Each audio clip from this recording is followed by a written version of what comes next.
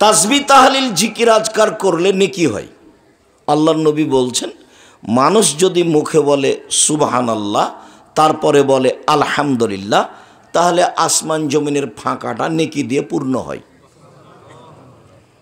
তো সুবহানাল্লাহ আলহামদুলিল্লাহ নেকির একটা ওজন আছে, মানে ওজন হবে, দাঁড়ি পাল্লায় উঠবে। তো এই নেকি যত ভারী, ভালো আচরণের নেকি এর চেয়ে হাজারো গুণ বেশি ভারী। ভালো আচরণ কি জিনিস? আল্লাহ নবী বলেছেন, হজ করলে লোকটা হয়ে যায় সেই দিনের মতো যেদিন তার মাতাকে জন্ম দিয়েছে, মানে নিষ্পাপ হয়ে যায়। তার মানে হজের নেকি অনেক। তো হজের নেকি দাঁড়ি পাল্লায় যত ভারী, সদাচরণের নেকি দাঁড়ি পাল্লায় তার চেয়ে অনেক অনেক অনেক বেশি ভারী। ভারীর প্রমাণে একটা হাদিস পেশ করে আমরা আয়াতে যাব, তাহলে আমাদের উপস্থিত বোঝাটা সহজ হবে।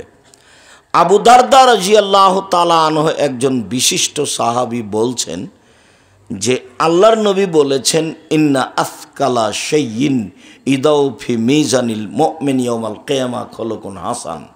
বিচারের মাঠে মোমেন পুরুষ নারীর নেকির পাল্লায় সবচেয়ে যেটা ভারী নেকি রাখা হবে সেটা হলো সদাচরণ। মনে থাকবে না মনে হয়? আবার বলি, আল্লাহর নবী বললেন যে বিচারের মাঠে মোমেন পুরুষ নারীর নেকির পাল্লা, একটা হলো পাপের পাল্লা আর একটা হলো নেকির পাল্লা, পুণ্যের পাল্লা।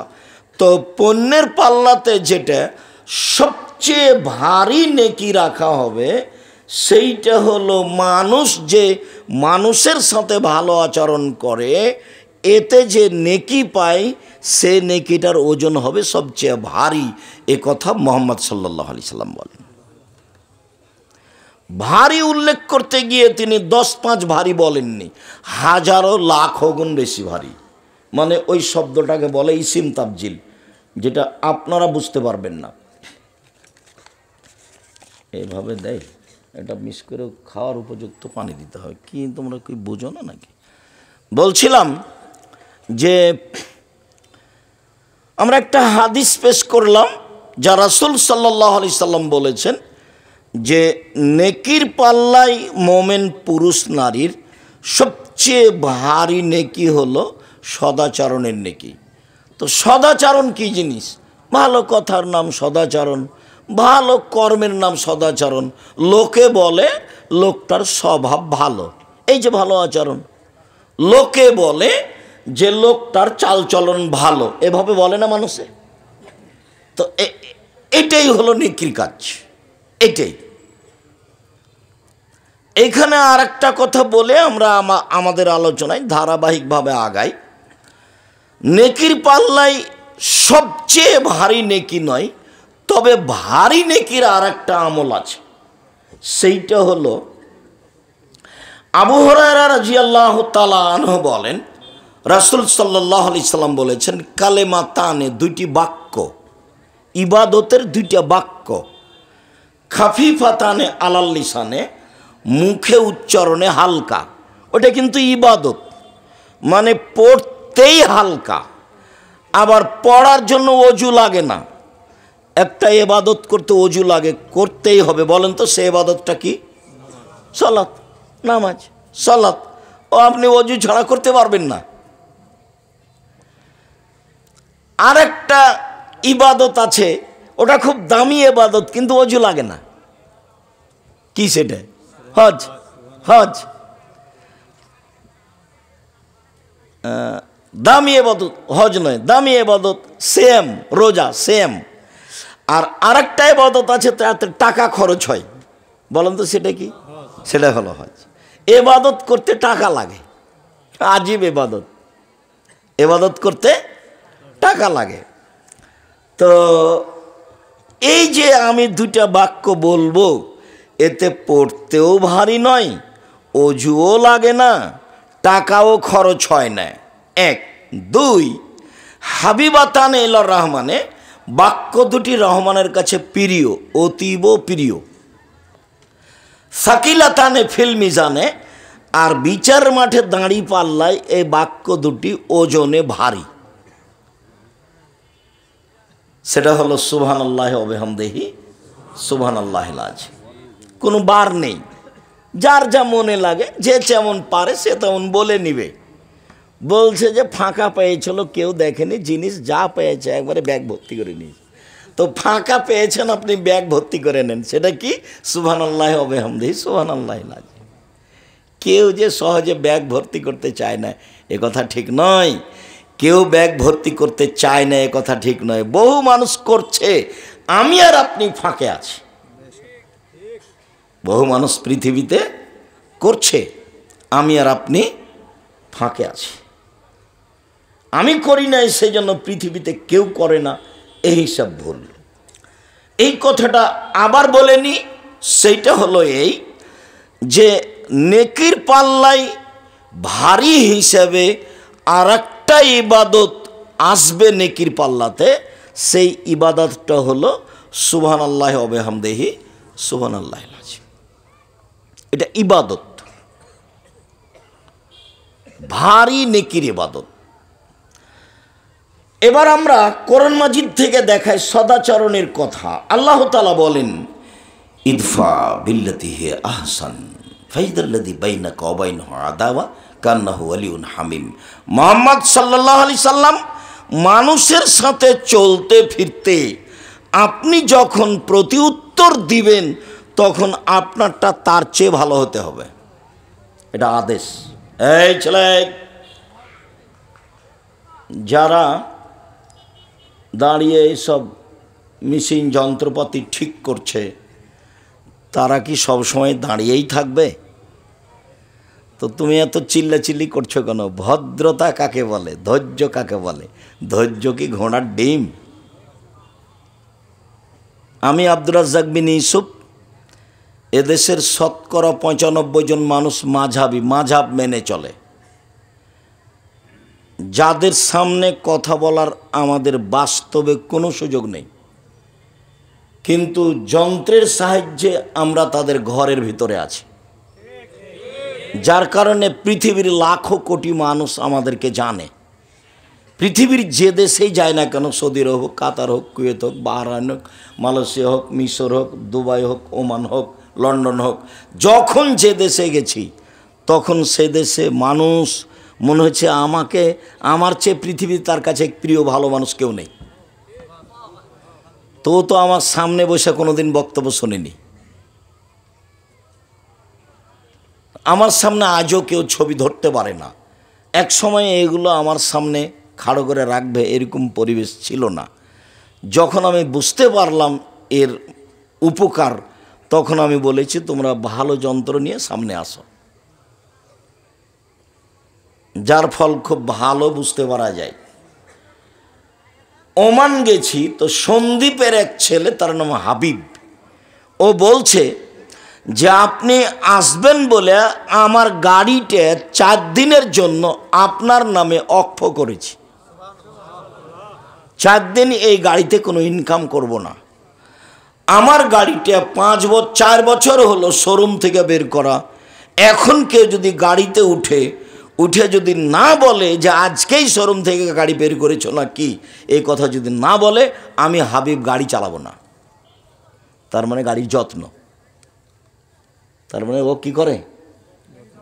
গাড়ির যত্ন নেই, ঝকঝকে হ্যাঁ আছে। তা আমি আমাদের ড্রাইভারগুলোকে বলি, গাড়িতে উঠলেই বলি, ভ্যানে উঠলেও বলি, অটোতে উঠলেই বলি। জামিয়া সালাফে অনেক ভ্যান, অটো, গাড়ি, 4-5 জন ড্রাইভার। ভাইয়ের কথাতে একটা মনে পড়ছিল কথা। জামিয়া সালাফে এবছরের সম্মেলনে খরচ হয়েছে 17 লাখ টাকা, 17 লক্ষ। ওই টাকা দিয়ে একটা বিল্ডিং, একটা প্রতিষ্ঠানের বিল্ডিং হয়ে যাবে। এদেশের সবচেয়ে বড় প্রতিষ্ঠান জামিয়া সালাফিয়া, সবচেয়ে বেশি সংখ্যায় প্রতিষ্ঠান জামিয়া সালাফিয়া। শিক্ষা মানে, শিক্ষক সংখ্যায়, শিক্ষক গুণে, প্রতিষ্ঠানের আয়াতনে জামিয়া সালাফিয়া সবচেয়ে বড় প্রতিষ্ঠান। জামিয়া সালাফিয়া রূপগঞ্জ, নারায়ণগঞ্জ, ঢাকা প্রায় 100 বিঘা জমির ওপরে। জামিয়া সালাফিয়া ডাঙ্গিপাড়া পাওয়ার আছে প্রায় 40 বিঘা জমির ওপরে। জামিয়া সালাফি যেটা মহিলা শাখা হতে যাচ্ছে রাজশাহীতে, সেটা প্রায় 60 বিঘা জমির ওপরে, যার 40 বিঘা পুকুর। যেটা জামিয়া সালাফি দিনাজপুর, সেটা 20 বিঘা জমির ওপরে। আরও যেটা ময়মনসিংহে কিনা হয়েছে, যেটা আপনার ফেনীতে, যেটা যশোরে, যেটা কুষ্টিয়ায়, কাছাকাছি সব 19-20।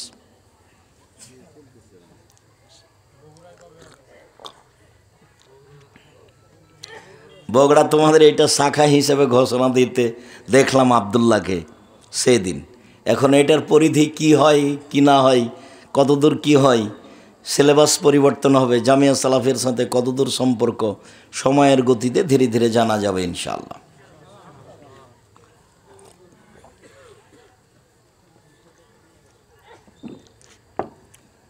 জামিয়া সালাফিয়া ছাত্র আছে প্রায় 5000, শিক্ষক শিক্ষিকা 300 জন, বেতন লাগে প্রতি মাসে 32 লক্ষ, প্রতি মাসে 32 লক্ষ টাকা বেতন লাগে।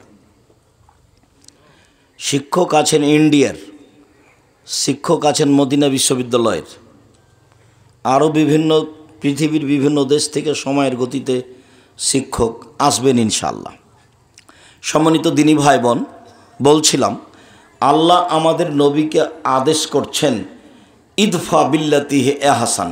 আপনি যখন মানুষের সাথে কথা বলবেন, মানুষ যা আপনার সাথে বলছে আপনারটা যেন তার চেয়ে সুন্দর, উত্তম, ভালো হয়।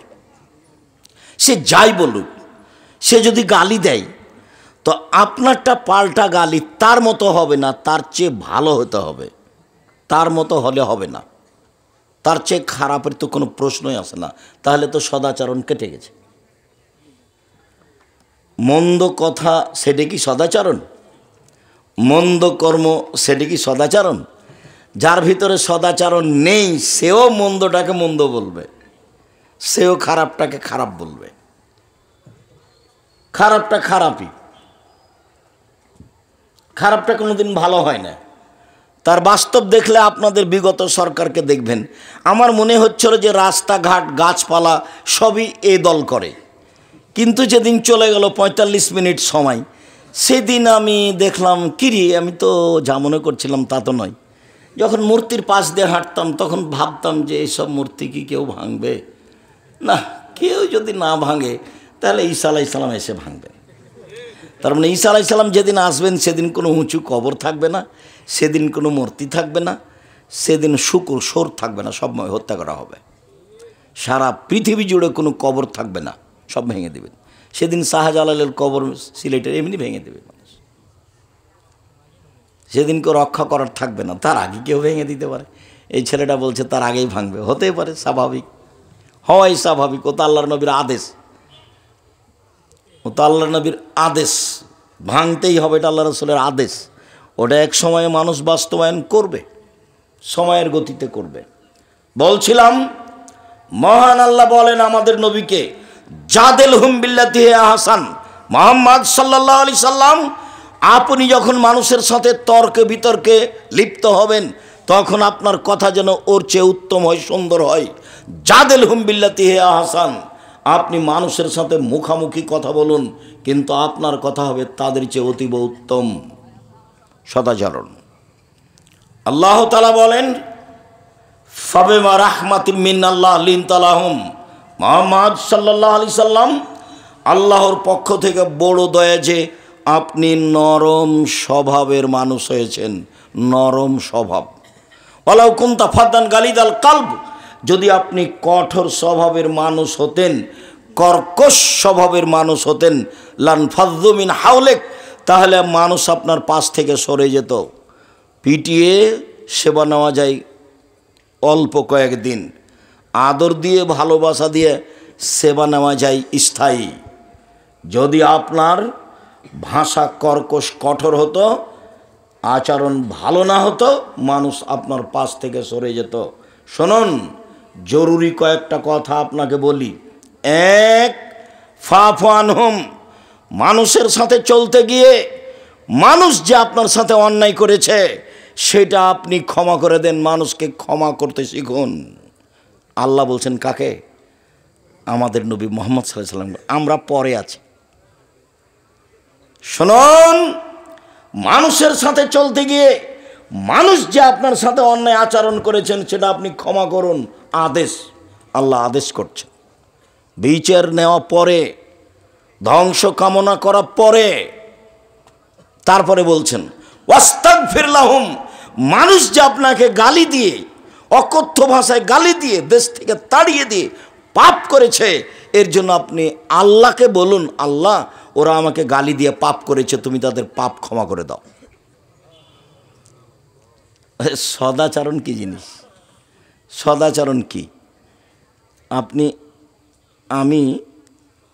আপনি অটোতে বসে আছেন, আমি উঠছি, তো উঠতেই লোকটা টান দিয়েছে, তো আমি ধাক্কা খেয়েছি, তখন আমার ব্যাগটা আপনার মুখের উপরে গিয়ে পড়েছে, তখন আপনি বলছেন হ্যাঁ আপনার কপালে চোখ নাই, এটা একটা আচরণ। আর আপনি বলছেন আচ্ছা আচ্ছা যাক, মনে আমি এটা ভারী মনে, বসেন বসেন, যাক হয়েছে, এটা কিছু সমস্যা নেই, সমস্যা, বসেন বসেন বসেন, কোনো সমস্যা নেই, বসেন। এটা একটা আচরণ, আর ওটা একটা আচরণ। কপালে চোখ নাই, দেখেন না, একটু ঢং করে উঠতে পারেন না, ওটা একটা আচরণ, এটা একটা আচরণ। কোনটা সদাচরণ? ক্ষমতা দেখিয়ে দুদিন বেঁচে লাভ নাই, ফেরাউন চলে গেছে। ক্ষমতা দেখিয়ে মানুষের প্রতি জেল জুলুম অত্যাচার করে মানুষকে আয়না ঘরে রেখে কোনো লাভ নাই, একদিন চলে যেতেই হবে, আজ হোক আর কাল। মানে সময় আসলে রক্ষা হবে না। তবে আল্লাহর নবী বলছেন ইন্নাল্লাহ ইউমলিল যালিম, আল্লাহ তাআলা জালেমকে সময় দেন। জালেম অন্যায় করার, অন্যায় করতে থাকে করতে থাকে করতে থাকে, তো মানুষ মনে করে কই কত মানুষের প্রতি জুলুম করলো, কত মানুষকে পানিতে ডুবিয়ে মারলো, জেলে হত্যা করলো, আলেম ওলামাকে জেল ফাঁসি দিল, তারপরেও তো বিচার হয় না। কই মানুষে বলছে যে জুলুম করলে আল্লাহ বিচার করবে, কই হয় না, যায় যায় যায় যায়। আল্লাহর নবীও বলছেন, বুখারী মুসলিমের হাদিস, আল্লাহকে সুযোগ দেন, দিতে দিতে দিতে দিতে হাত্তায় যা আখাজাত লাম ইউফলেত, যখন ধরে ফেলেন তখন আর সময় দেন না। ফেরাউন 2-1 দিন জুলুম করেনি, প্রায় 1,500 বছর। তাহলে কত মানুষের প্রতি জুলুম করেছেন? তার বিরুদ্ধে গেলে বালুর উপরে ফেলে দিয়ে হাতে পায়ে কাঁটা মেরে দিয়ে গায়ে সাপ বিচ্ছু ছেড়ে দিত। লৌহ শলাকাধারী ফেরাউন। বড় বড় যারা জালেম চলে গেছে পৃথিবীতে, সর্বোচ্চ জালেম ফেরাউন। তারপরে একদিন সময় শেষ হয়ে গেছে, একদা আল্লাহ মূসাকে বললেন, মূসা তোমাকে ফেরাউনের কাছে যেতে হবে। মূসা বললেন, আমি সাবলীল ভাষায় কথা বলতে পারি না, মুখে সমস্যা আছে, আমি যাব না। আল্লাহ বললেন, আমি মুখের ভাষা ঠিক করে দিয়েছি, যেতে হবে।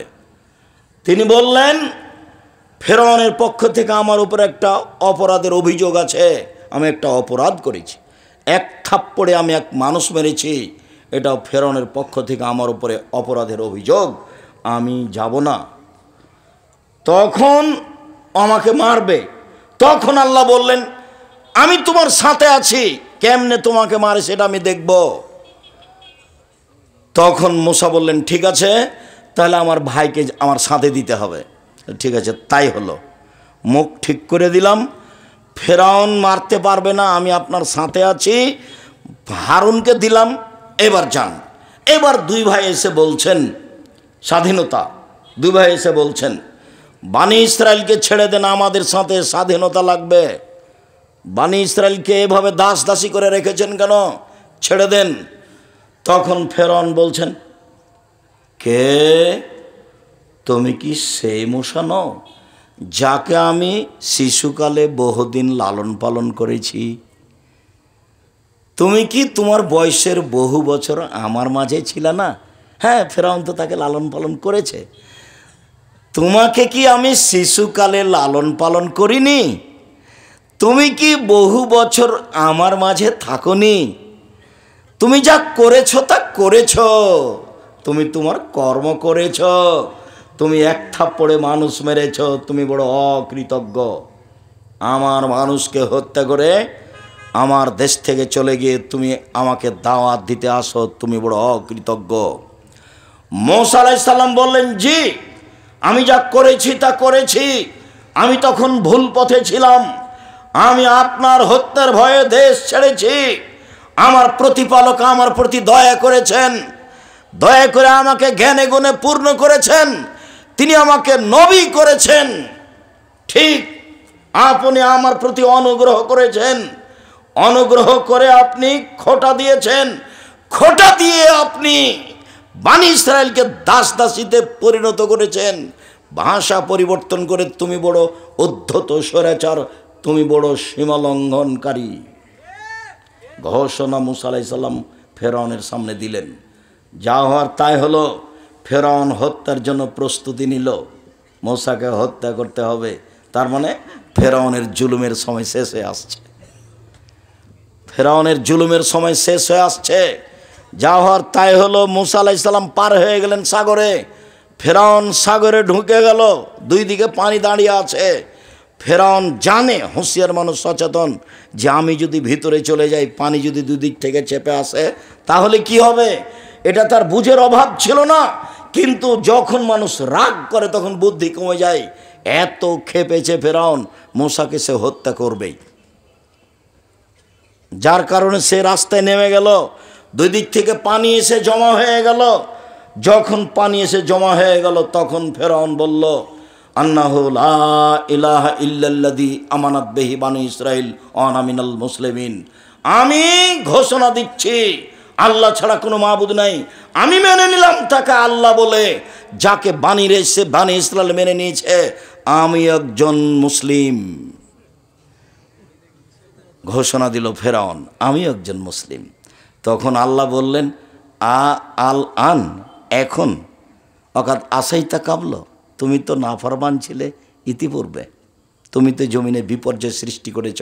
মনে রেখো, তুমি আলিয়া মানুনা জিকা বেবাদা নিকালে তা কুনালে মান খালফাকা আয়, আমি তোমার শরীর রেখে দিলাম চিরদিনের জন্য।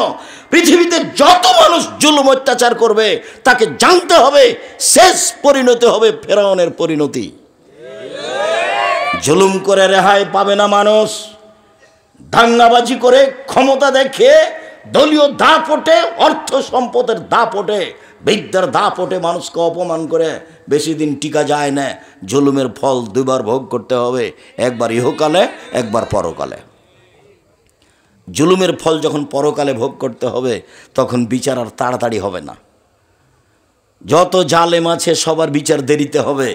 যারা যাকাত দেয় না তারাও জালেম। কিভাবে? ফকিরের টাকা মেরে খেয়েছে, এই জন্য তার বিচার দেরিতে হবে। যারা জালেম, আল্লাহর নবী বলছেন ওদের বিচার দেরিতে হবে। কতদিন দেরি আল্লাহ ভালো জানে। একদিন যদি দেরি হয় 50,000 বছর, 3 দিন যদি দেরি হয় 1.5 লক্ষ বছর, কতদিন দেরি হবে আল্লাহ ভালো জানে। প্রত্যেক জালেমের বিচার দেরিতে হবে। মহান আল্লাহ বলেন, মুহাম্মদ সাল্লাল্লাহু আলাইহি সাল্লাম, আপনি মানুষকে মাফ করুন। মানুষ যে আপনাকে গালি দিয়ে কিছু কথা বলে পাপ করেছে, এর জন্য আপনি আল্লাহকে বলুন, আল্লাহ ওদের যে গুনাহ হয়েছে সেটা ক্ষমা করে দাও। অসাবের হোম ফিল আমর, আপনি পরামর্শ করে কাজ করুন। ফায়জা আযমতা ফাতাওয়াক্কাল আলাল্লাহ, যখন আপনি কোনো কাজ করবেন, সিদ্ধান্ত নেবেন, তখন আপনি আল্লাহর উপরে ভরসা করবেন, আপনি কাজে সফল হবেন। আমাদের নবীকে আল্লাহ তাআলা আদেশ করেন মানুষকে ক্ষমা করার জন্য এবং মানুষের জন্য ক্ষমা চাওয়ার জন্য। তাহলে সদাচরণ একেই বলে। মহান আল্লাহ বলেন, আল্লাযীনা ইনফিকুনা ফিস সাররাই ওয়াজ যাররাই ওয়াল কাযিমিনাল গায়জ ওয়াল আফিনা আনিন নাস, ওরাই মূলত সদাচরণের লোক যারা অসহায় মানুষকে দান খয়রাত করে, সচ্ছল হলেও অসচ্ছল হলেও। সচ্ছল হলে বেশি দেয়, অসচ্ছল হলে কম দেয়। অল আফিরানিন নাস, মানুষকে মাফ করে। কি হয়েছে? অন্যায় করেছি, ঠিক আছে, এরপরে যেন হয় না, যাও তোমাকে মাফ করে দিলাম। কি হয়েছে? মালিক এটা এভাবে বললে কেন? দেখি আরও 2-3 রাত তোমাকে সময় দিচ্ছি, দেখি তুমি ঠিক কাজ করতে পারো কি না। কর্মচারীকে হতে হবে বিশ্বস্ত, আর কর্মচারীকে হতে হবে দর্শনধারী, আর কর্মচারীকে হতে হবে শক্তিশালী। তিনটা গুণ থাকবে কর্মচারীর। আপনারা যারা মালিক, যে কোনো কাজে, আপনি একটা ইন্ডাস্ট্রিজের মালিক, একটা কারখানার মালিক, আপনি কিছু কর্মচারী রেখেছেন, কর্মচারীর তিনটা গুণ থাকতে হবে। একটা কি? বিশ্বস্ত, টাকা যেন মেরে না খায়, আল্লাহ বলছেন। দুই, দর্শনধারী, ওকে দেখতে যেন ভালো লাগে, ভ্যাংচা মুখের যেন না হয়। ভ্যাংচা মুখের কি করবে? সে রুজি আপনার চিন্তা করার দরকার নেই, ওটা আল্লাহ ব্যবস্থা করবেন। আপনি দর্শনধারী লোক ঠিক করবেন। তিন, শক্তিশালী। এই তিনটা গুণের লোককে মানুষ নির্ধারণ করতে হবে কাজের জন্য। সম্মানিত দিনী ভাই বোন, আল্লাহ তাআলা বলেন যে ওরাই হলো সদাচরণের অধিকারী মানুষ, ওরাই জান্নাত পাবে যারা অসহায় মানুষকে দান খায়রাত করে থাকে, সচ্ছল হলেও অসচ্ছল হলেও এক। অল আফিন আনিন নাস, মানুষের ভুল ত্রুটিকে মাফ করে দেয়। অল কাদিমিনাল গায়জ, রাগকে দমন করে। রাগকে দমন করতে হবে। মনটা খুব খারাপ, মনে হচ্ছে যে দুই থাপ্পড় না দেওয়া পর্যন্ত থামতে পারি না, মনে হচ্ছে যে দুটা কথা না বলা পর্যন্ত থামাই যাচ্ছে না, ভিতরটা এত জ্বলছে।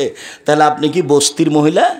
বস্তির মহিলা ঝগড়া লাগলে যত খারাপ কথা বলতে পারে তত খুশি হয়, আর যখন ঝগড়া বন্ধ হয়ে যায় তখন বলেছি যে মনটা ঠান্ডা করে বলেছি কথা। তো আপনি কি বস্তির মহিলার মতো যে আপনার চরিত্র কেন এত আপনি খেপে যাচ্ছেন কেন? দুটো বলে নিলে আপনার কি হবে? বলিয়েন না তো, বলেননি তখন কি হয়েছে? আমি তো দেখি ফেসবুকে, ইউটিউবে মানুষ আমাকে বলে যে আপনাকে যে এত মানুষ ধুয়ে ছেড়ে দেয়, তা আপনি কিছু বলেন না কেন? তা আমি তো ওর নামই তো নি না, তা আমি বলবো কি? আমি এতটুকু বলি যে ওর যদি কথা বন্ধ হয়ে যায় তখন আবার রিং দিয়ে বলি, ভাইজান আপনার কি টাকা শেষ হয়ে গেছে? আর কোনো গালি ছিল কি? আর কোনো গালি থাকলে আবার আমি রিং দিলাম, ওটা আপনি শেষ করে নেন। ও কত বলল সেটার আমার উত্তর দেওয়ার দরকার নেই। ওর পাতা আমি কোনো দিন পড়িনি, পড়বও না। মাযহাবের পাতা আমি কোনো দিন পড়িনি, পড়বও না। ওই নিয়ে আমি চিন্তা ভাবনা করি না কোনো দিন। কোনো দিন মানুষের একটা বক্তব্য শুনেছি, সেই হিসাবে বক্তব্য দিতে শিখেছি, এটা আমার মনে পড়ে না। কামারপাড়ায় এসেছি বক্তব্য দিতে, কেন? তো মৌলানা আব্দুর রব খুলনা আসেননি, সেই জন্য। বীরকুষ্টিয়া মাদ্রাসায় এসেছি বক্তব্য দিতে, মাদ্রাসা সূচনা শুরু হবে, সেই জন্য প্রথম ইটটা আমার হাতের দেওয়া। কে যদি অস্বীকার করে থাকলে সে ধোঁকাবাজ, অস্বীকার করেছে, মিথ্যুক।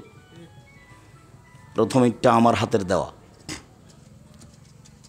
তারপরে ইট যিনি দিয়েছেন ছিলেন শেহাবুদ্দিন সন্নি, গোবিন্দগঞ্জ গায়েবান্ধা, মারা গেছে। বলছিলাম সদাচরণ কি জিনিস আল্লাহ তাআলা বলেন। এবার চলেন হাদিসে কয়েকটা বলি। মোজাইনা কাবিলার একজন বলছেন, আল্লাহর নবী, মা খায়রো মা উতিল ইনসানো, আল্লাহ তাআলা মানুষকে অনেক নিয়ামত দিয়েছেন, জমি জায়গা, টাকা পয়সা, বাড়ি ঘর, স্ত্রী, আল পরিবার, সব কিছু দিয়েছে, অনেক নিয়ামত দিয়েছে। আল্লাহর নবী, সবচেয়ে যেটা ভালো নিয়ামত সেটা কোনটা একটু বলেন তো আল্লাহর নবী? এটা জিজ্ঞাসা, সবচেয়ে উত্তম ভালো কোনটা? তখন আল্লাহ রাসূল উত্তরে বললেন, আল খলকুল হাসান, ভালো আচরণ হলো সবচেয়ে উত্তম নিয়ামত। যার মুখ খারাপ তার কাছে ভালো আচরণ উত্তম নিয়ামত নেই। যে গালি দেয় বউকে, জনগণকে, তার কাছে উত্তম নিয়ামত নেই। যে কথায় কথায় খেপে উঠে তার কাছে আল্লাহর পক্ষ থেকে উত্তম নিয়ামত নেই। এই ছেলে, মানুষকে অর্থ সম্পদ, জমি জায়গা, গাড়ি বাড়ি দিয়েছে, তার মধ্যে সবচেয়ে উত্তম কোনটা দিয়েছে বলো তো দেখি? সদাচরণ। সদাচরণ কি জিনিস গো? ভালো কথা ভালো কর্ম।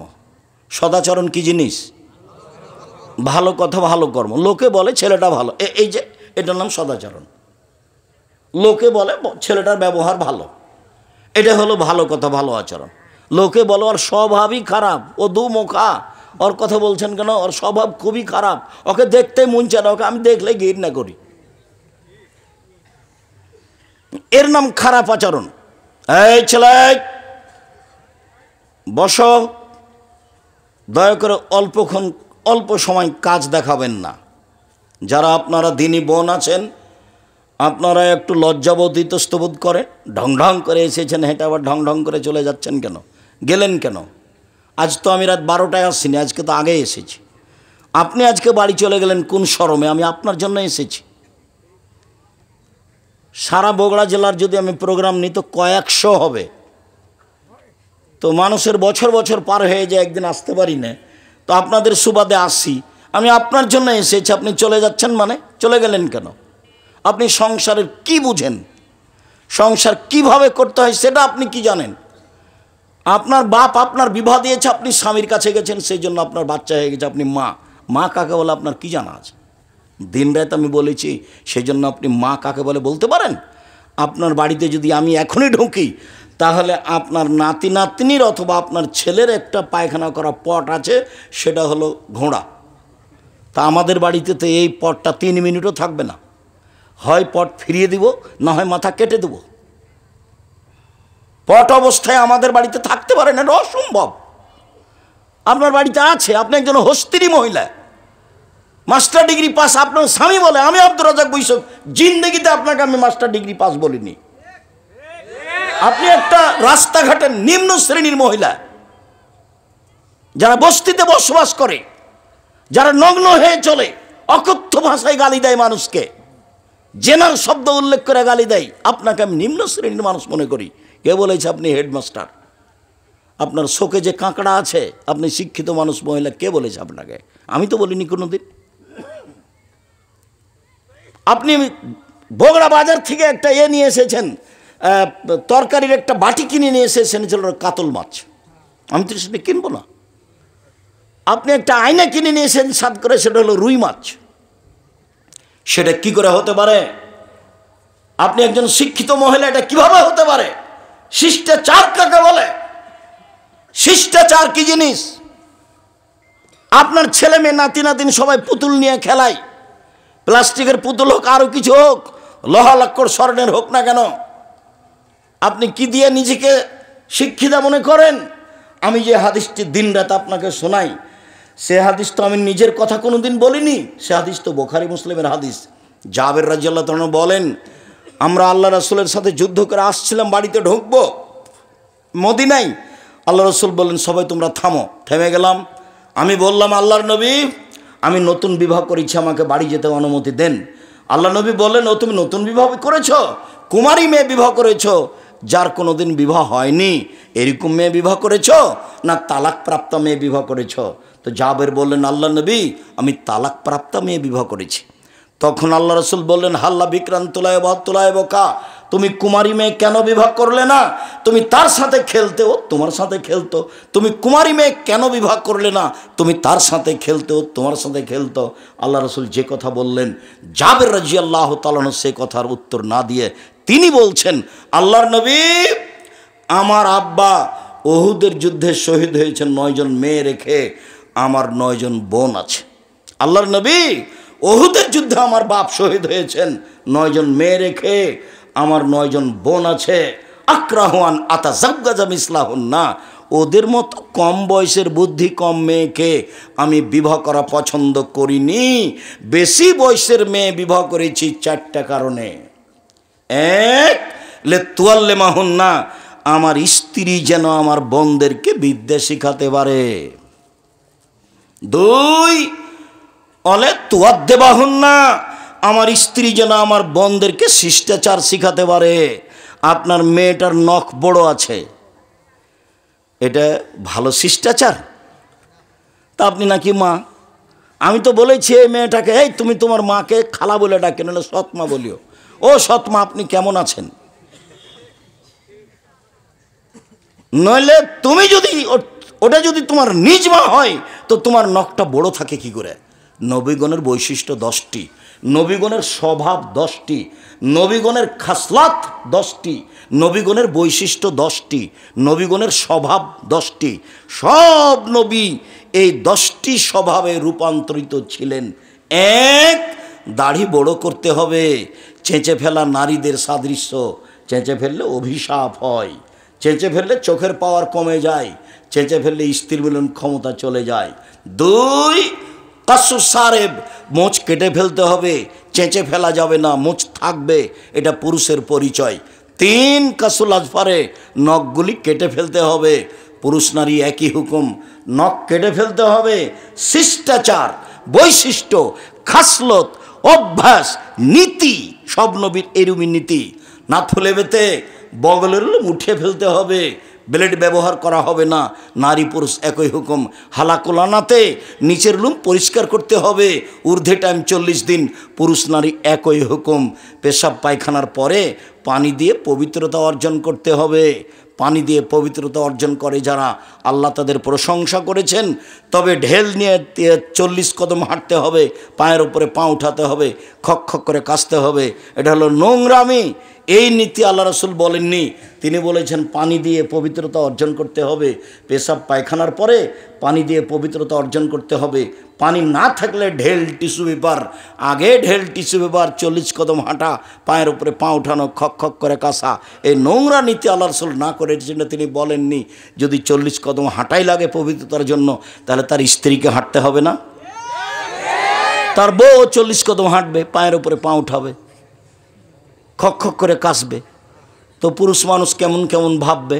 তো আপনি যখন ওভাবে হাঁটেন তখন মহিলা মানুষ দেখে, তখন মহিলা মানুষকে কেমন কেমন লাগে। একই কথা, দুটাই ব্যাপার। এরকম নোংরা কাজ তো ধর্ম হতে পারে না। বলছিলাম আল্লাহর নবী সামনে জাবের বলছেন, আল্লাহর নবী, আমি বেশি বয়সের মেয়ে বিবাহ করেছি যাতে করে আমার স্ত্রী আমার বোনদেরকে শিষ্টাচার শেখাতে পারে। শিষ্টাচার কি জিনিস? কেন বাড়িতে পুতুল আছে তার নাম শিষ্টাচার? কেন আপনার স্ত্রী যখন বাচ্চাটাকে গায়ে জামা দিচ্ছে তখন বাম হাতে ঢোকালা কেন? আগে ডান হাত ঢোকাতে হবে। শিষ্টাচার কাকে বলে? আপনার স্ত্রী বলে দিল না, বাচ্চা যখন পেশাবখানায় যাবে, আব্বু দোয়া পড়ে যাও, আম্মু দোয়া পড়ে আসো, আব্বু ডান কাতে সও, পা কেবলার দিকে থাক আর যেদিকে থাক তাতে আসে যায় না। জুতা আপনি ডাইন পায়েটা পরো আব্বু, খোলার সময় বাম পায়েটা খোলো। শিষ্টাচার কাকে বলে? শিষ্টাচার কি জিনিস? নখে নেইল পালিশ দিতে হবে। ইসলামী শিষ্টাচার নয়, এটা ইহুদি খ্রিস্টানদের পতিতালয়ের মেয়েদের বৈশিষ্ট্য। নখ কেটে ফেলতে হবে, নখ রাখা, নখে নেইল পালিশ দেওয়া ইহুদি খ্রিস্টানদের পতিতালয়ের মেয়েদের বৈশিষ্ট্য। মুসলিম মহিলারা নখে মেহেদি দিবে, হাতের নখে তো মেহেদি দিবেই, পায়ের নখেও দিতে হবে, দিতে বাধ্য। হাতের নখে মেহেদি দিতে হবে মহিলাদেরকে, পায়ের নখে মেহেদি দিতে হবে। এটা হলো তাদের ইসলামী শিষ্টাচার। কপালে টিপ দিতে পাবে না। হিন্দু মেয়েদের বিবাহ করার 10টি পদ্ধতি রয়েছে, তার একটি পদ্ধতির নাম রাক্ষসী বিবাহ। মেয়ের বাপ বিবাহ দিবে না, ছেলে জোর করে বিবাহ করবে, কপালে টিপ দিতে পারলে বিবাহ হয়ে গেছে। ওটা হলো হিন্দু নীতি। ওটা মুসলমানের ঘরে আসলো কি করে? টিপ দেয় কি করে? এই কাপড় পরে কি করে? এটা শিষ্টাচার হয় কি করে? এই যে নগ্ন, এই যে বোরখা, ফ্যাশন বোরখা, এটা শিষ্টাচার হলো কি করে? শিষ্টাচার কি জিনিস? বাড়ি গিয়ে আপনি যদি সত্যি মুসলমানের মেয়ে হন, তাহলে বাড়ি গিয়ে আপনার এই বোরখাটা আগে জ্বালাবেন। কালকে একটা বোরখা বানাতে হবে ঢিলা ঢালা। ফ্যাশন বোরখা পরে আপনি তাহাজ্জুদ পড়ে কি দেখাতে চান? ফ্যাশন বোরখা পরে আপনি শিষ্টাচার কি দেখাতে চান? আমি আব্দুর রাজ্জাক বিন ইউসুফ আপনাকে কষ্ট দিতে আসিনি। আপনাকে আমি মনে করি আপনি একজন হস্তিনী মহিলা। আপনাকে মনে করি আপনি একজন পথে পড়ে থাকা মহিলা, নিম্ন শ্রেণীর বস্তির মহিলা। আপনি আমাকে বলেন, আব্দুর রাজ্জাক সাহেব, আপনি কিভাবে এটা বলেন? আমি হচ্ছি খাদিজার মতো, আমি হচ্ছি আয়েশার মতো। ঠিক আছে, আমি আপনাকে আয়েশার মতো মনে করলাম, আপনাকে আমি খাদিজার মতো মনে করলাম। আয়েশা রাদিয়াল্লাহু তাআলা আনহা বলেন, আমার স্বামীর কবর হলো আমার ঘরে। আয়েশার স্বামী কে? মুহাম্মদ সাল্লাল্লাহু আলাইহি সাল্লাম। আমার স্বামীর কবর হলো আমার ঘরে। তখন আমি আমার ঘরে এমনিতে যাই, মাথায় কাপড় দিই না, এমনিতে যাই। কিছুদিন পরে আমার স্বামীর পাশে কবর হলো আমার বাপের। তখন আমি মনে করি এটা আমার স্বামীর কবর, এটা আমার বাপের কবর। আমি কবরের পাশে এমনিতে যাই, মাথায় কাপড় থাক আর না থাক সেটা বিবেচনা করি না। কয়দিন পরে সেখানে কবর হলো উমরের, অর্ধ পৃথিবীর খলিফা, কুশাগর বুদ্ধিজীবী রাজনীতিবিদ উমর, যিনি রাস্তায় চললে ফের শয়তান সে রাস্তা দিয়ে হাঁটতো না, সে উমরের যখন কবর হলো তখন তিনি বলছেন, একজন বেগানা পুরুষের কবর হয়েছে আমার বাপের কবরের পাশে। তা আমি লজ্জা করি, আমি লজ্জা করে মাথায় কাপড় দিয়ে যাই, আমি আঁটো সাঁটো হয়ে নিজেকে গুটি নিয়ে কবরের পাশে যাই। কেন? আমি একজন বেগানা পুরুষের কবরকে লজ্জা করি। একজন মহিলা বেগানা পুরুষের কবরকে লজ্জা করেন, আর আপনি এই নগ্ন অর্ধনগ্ন হয়ে এই ফ্যাশন বোরকা পরে চলে আমাকে বলছেন আব্দুর রাহিম সাহেব আপনি আমাকে বস্তির মহিলা বলছেন? মানে আপনাকে আমি বস্তির মহিলা বলতে চাইনি। এই দেখেন আয়েশা, আপনাকে আমি আয়েশাই বলতে চাচ্ছি। আপনার মেয়ের নখ বড় আছে, জবাব আমাকে দিতে হবে। আমাকে দিতে হবে কেন? আপনার ছেলের প্যান্টটা টাকানোর নিচে আছে, জবাব আমাকে দিতে হবে। আমাকে দিতে হবে কেন? এই জবাব আমি দিব কেন? দুজন মিলে দিবেন। আমি বয়সের মেয়ে, দল ঢুকবে, কাপড় নিয়ে একটু খালি বলে দেন যে আপনার দাম দিন। আল্লাহ রাসূল আমি বয়সের মেয়ে বিবাহ করেছি, বলে তুরাজ্জালাহুন্না, আমার স্ত্রী যেন আমার বোনদের মাথার চুল চিরুনি করে সাজগোজ করে পরিপাটি করে রাখে। মেয়ের চুল ওভাবে রেখেছেন কেন? সামনের দিক কেটে। মেয়ে বড় হয়ে গেছে, ওভাবে পিছনে চুল কেটেছেন কেন? জন্মের সপ্তম দিন শুধু মেয়েদের মাথা নেড়ে করা যাবে, আর কোনো দিন মেয়েদের চুল কাটা যাবে না। জরুরি দুর্ঘটনা সেটা ভিন্ন কথা। তো রোজ মেয়েদের চুল সাজগোজ করেন, এটা কি? আল্লাহর নবী আমি বেশি বয়সের মেয়ে বিবাহ করেছি যাতে করে আমার বোনদের চুল চিরুনি করে সাজগোজ করে পরিপাটি করে রাখতে পারে। চার, বলে তাকুমা আলাইহিন্না, আমার স্ত্রী যেন আমার বোনদেরকে পাহারা দিতে পারে। এই কোথায় গেছিলা? এই মাথায় কাপড় দিয়ে বাইরে যাও, এই রাস্তার এক পাশ দিয়ে হাঁটো, এই তোমার আব্বুকে সালাম দাও, এই তোমার আব্বুর কাপড়টা ঠিক করে নাও, এই তোমার আব্বুর বিছানাটা ঠিক করেছো। সব সময় মা পাহারা দিবে কাকে? মেয়েকে, ছেলেকে। পাহারাদার। আমি বলিনি এ কথা, আল্লাহ রাসূল বলছেন মা হলেন পাহারাদার। আপনি ছেলে মেয়ের কী করেন? আপনার ছেলে মেয়েকে আমার সামনে দাঁড় করান, দেখি আপনি কেমন শিক্ষিতা মহিলা, আপনাকে আমি দেখে ছেড়ে দিই। আপনাকে তো আমি দুর্বল ভাষায় কিছু বলতে চাই না, আপনাকে আমি বস্তির মহিলা মনে করব কেন? আপনাকে তো আমি খাদিজার মতো সম্মান দিতে চাচ্ছি। 1 মিনিট দেখবেন খাদিজাকে, 1 মিনিট দেখবেন। এ দেখেন জিবরাইল আলাইহিস সালাম আল্লাহর নবীর কাছে এসে বলছেন, মোহাম্মদ ওই যে খাদিজা আসছেন, তার হাতে একটা বাটি আছে, বাটিতে তরকারি আছে। ফাকরা আলাইহা সালাম মিন্নি অমিন রব্বেহা। ও আসলে আপনি বলবেন খাদিজা তোমাকে আল্লাহ সালাম দিয়েছেন, তোমাকে জিবরাইল সালাম দিয়েছেন। ও বাসরাবে বাইতিন বেকাসবিন লা সাখাবা লা নাসাবা, আপনি তাকে একটা খুব উন্নত মানের পদার্থ দ্বারা তৈরি জাঁকজমকপূর্ণ প্রাসাদের সংবাদ দেন, যেই প্রাসাদে থাকবে না কোনো অশান্তি, থাকবে না কোনো হইচই। জিবরাইল বলছেন আমাদের নবীকে। কার ব্যাপারে? খাদিজার ব্যাপারে। 1 মিনিট দেখবেন। এ দেখেন সারা, সারাকে দেখেন 1 মিনিট। এ দেখেন সারা, সারার গায়ে যখন হাত দিতে গেল স্বৈরাচারী শাসক দাঁড়িয়ে হাত বাড়িয়েছে, সারার গায়ে হাত লাগাবে। সারা বলছেন থামেন, আগে অজু হবে, 2 রাকাত সালাত হবে, তারপরে কোনো কথা। সারা অজু করলেন, 2 রাকাত সালাত আদায় করলেন, তারপরে বলছেন আল্লাহুম্মা ইন কুনতা তাআলাম আমানতু বিকা ওয়া রাসূলিকা, হে আল্লাহ তুমি যদি জেনে থাকো আমি তোমাকে বিশ্বাস করি, তোমার নবী ইব্রাহিমকে নবী বলে বিশ্বাস করি।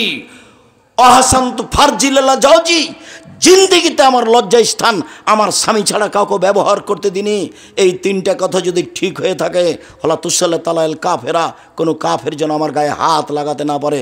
কথা শেষই হয়নি, কাফের অজ্ঞান হয়ে পড়ে গেছে। হাদিস বুখারী মুসলিম। নির্জনে আমি বলছি, আমি তোমাকে মেনে নিয়েছি, তুমি আল্লাহ। আমি বলি না ইব্রাহিম আমার স্বামী, এ কথা আমি বলছি না। আমি বলছি ইব্রাহিম নবী, আমি তাকে কিভাবে মেনে নিয়েছি?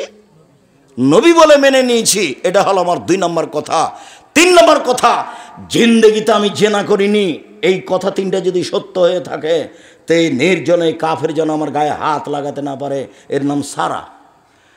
আপনাকে আমি এভাবে সম্মান করতে চাচ্ছি, আমি আপনাকে দুর্বল ভাষায় দেখতে চাইনি, আমি আপনার জন্য দুর্বল ভাষা ব্যবহার করতে চাইনি। ঢং ঢং করে গেলেন, ঢং ঢং করে আসলেন, গল্প জমাচ্ছেন সব সময়, আপনার স্বভাবই তো ভালো নয়। আপনাকে আমি কি দিয়ে সম্মান করতে পারি? আমি আপনাকে শতদিন বলেছি আরেকজন মহিলা যদি আমার গায়ের উপর দিয়ে চড়ে চলে যায় আপনি মুখ খুলবেন না। গেছে গেছে, এত ভিড়, এত হুড়াহুড়ি যে আরেকজন মহিলা আপনার গায়ের উপরে পা দিয়ে চলে গেছে, আপনি মুখ খুলবেন না, বাঁকা চোখে দেখবেন না। গেছে গেছে কাকে বলে?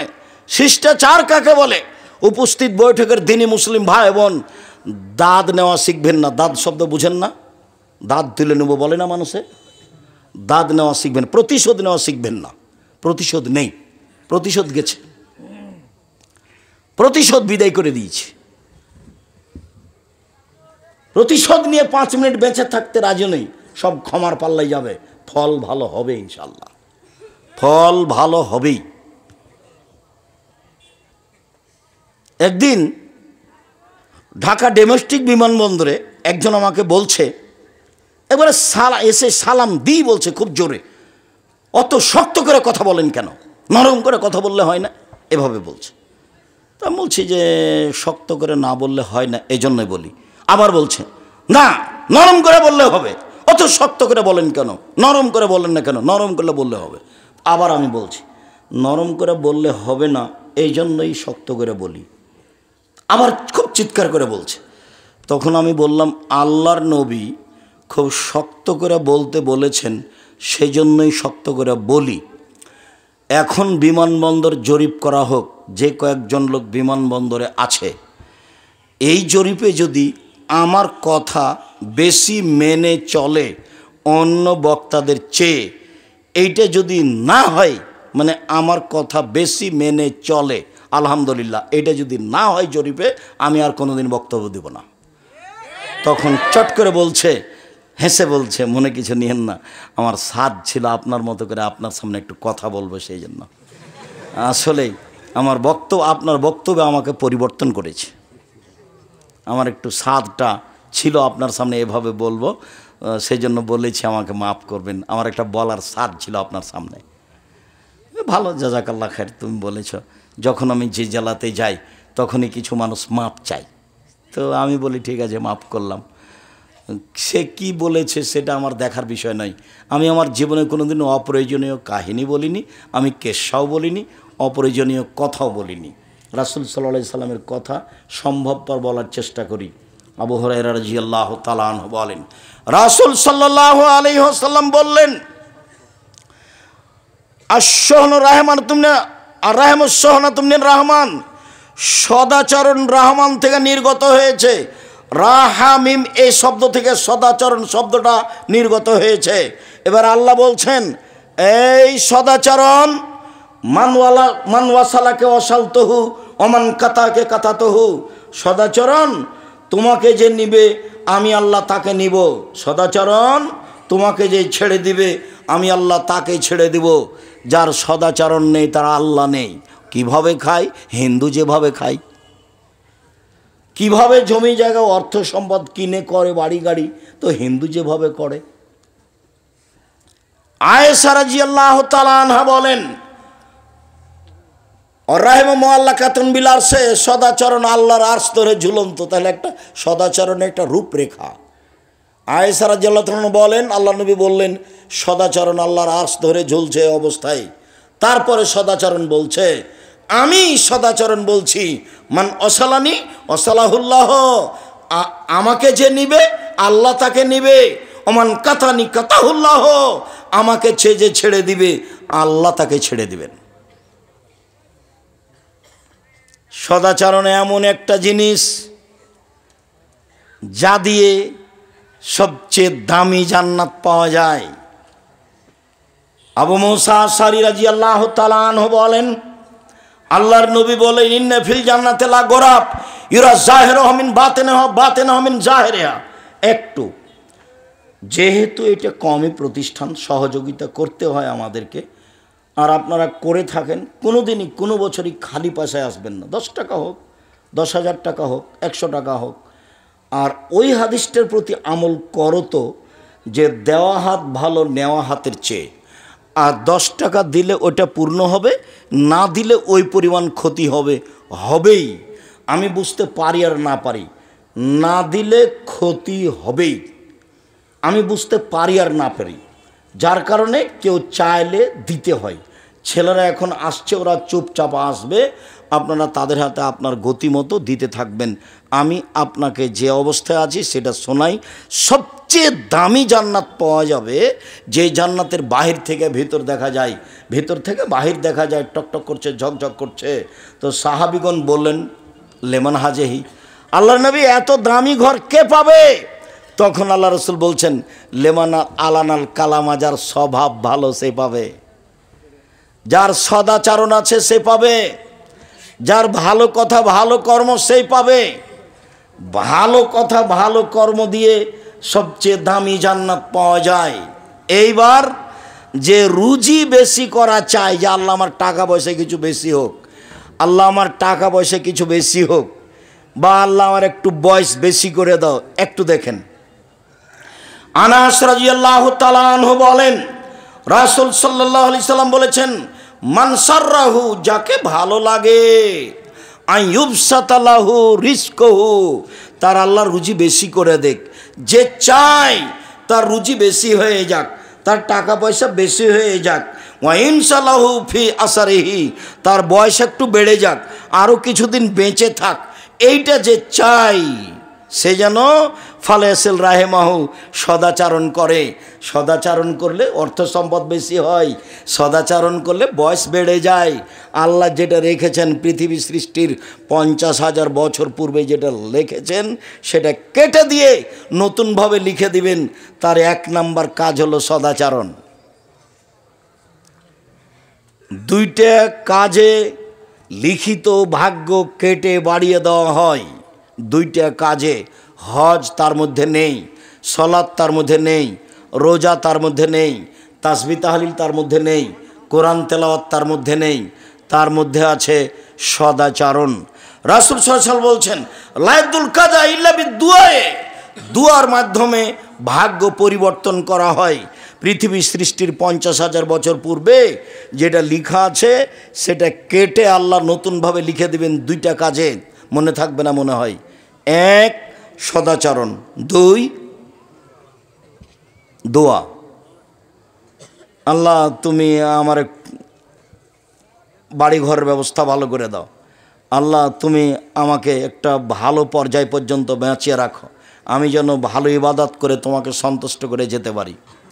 আপনি আল্লাহর কাছে যে বিষয়ে বেশি চান না কেন, অর্থ সম্পদ, জমি জায়গা, বাড়ি ঘর, ছেলে মেয়ে, আপনি তার কাছে বেশি বেশি দোয়া করলেই আপনার বয়স বাড়িয়ে দেওয়া হবে, যেটা আছে সেটা কেটে লিখে দেওয়া হবে। উপস্থিত বৈঠকের দিনই মুসলিম ভাই ও বোন, এই ছেলে বসো, আমি দোয়া পড়ি, তারপরে কাছাকাছি কয়েক মিনিট। এই বিষয়ে অনেক হাদিস আছে, এরপরে আজকে সংক্ষিপ্ত করতে চাচ্ছি। একটু মনে করতে হবে, বয়স বেশি হয় রুজি বেশি হয়, বয়স বেড়ে যায় রুজি বেশি হয় 2টা কাজে। 1 ছোট করে মনে রাখো সদাচরণ, ছোট করে মনে রাখো সদাচরণ। যদি বলা হয় সদাচরণ কাকে বলে, তখন বলতে হবে ভালো কথা ভালো কর্ম, ভালো কথা ভালো কর্ম, তার নাম সদাচরণ। আর আরেকটা কাজে বয়স বেড়ে যায়, টাকা বেশি হয়, অর্থ সম্পদ বেশি হয়, সেটা কি? দোয়া। বেশি বেশি দোয়া করতে হবে। দোয়া করলে খুশি হন, না করলে বেজার হন, অবাক। আল্লাহর গতিবিধি আর মানুষের গতিবিধি হুবাহু মুখামুখি। কালকে একটা লোকের কাছে গিয়ে বলছেন, ভাইজান আমার ছেলের হাত ভেঙে গেছে, আমি মেডিকেলে যাব, 10,000 টাকা কর্জ দেন ভাইজান, আপনি তো সবাইকে দেন। তখন ও বলবে, আচ্ছা ঠিক আছে, তুমি তো বিপদে পড়েছো, 10,000 টাকা নিয়ে যাও। পরের দিনে আবার গেছেন, গিয়ে বলছেন, ভাইজান আমার মেয়ে ছেলেটা এভাবে দুর্ঘটনা ঘটেছে, তা আপনি যদি আর 10,000 টাকা দিতেন। তখন ও বলবে, তোর জন্য টাকা বানাই নাকি? আর এই কথাটাই যদি এখন আপনি আল্লাহকে বলবেন, যতবার বলবেন তত বেশি খুশি, যতবার সংখ্যা বেশি হবে তত বেশি খুশি, আর যত মুখ বন্ধ থাকবে তত বেজার বেশি।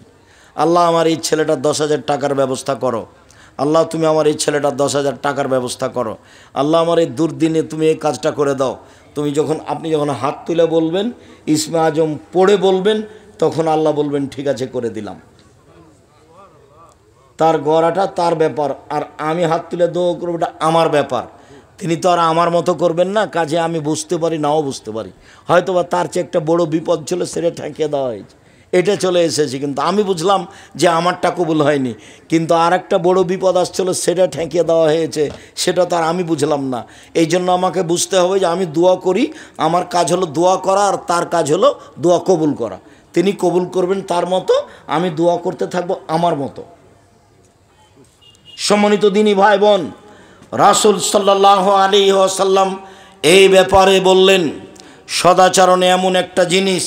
নওয়াস ইবনে সামান বলেন, আমি একদা আল্লাহ রাসূলকে বললাম, মাল বিরর অল ইসম, আল্লাহ নবী পাপ কি জিনিস, নেকি কি জিনিস, এটা জিজ্ঞাসা।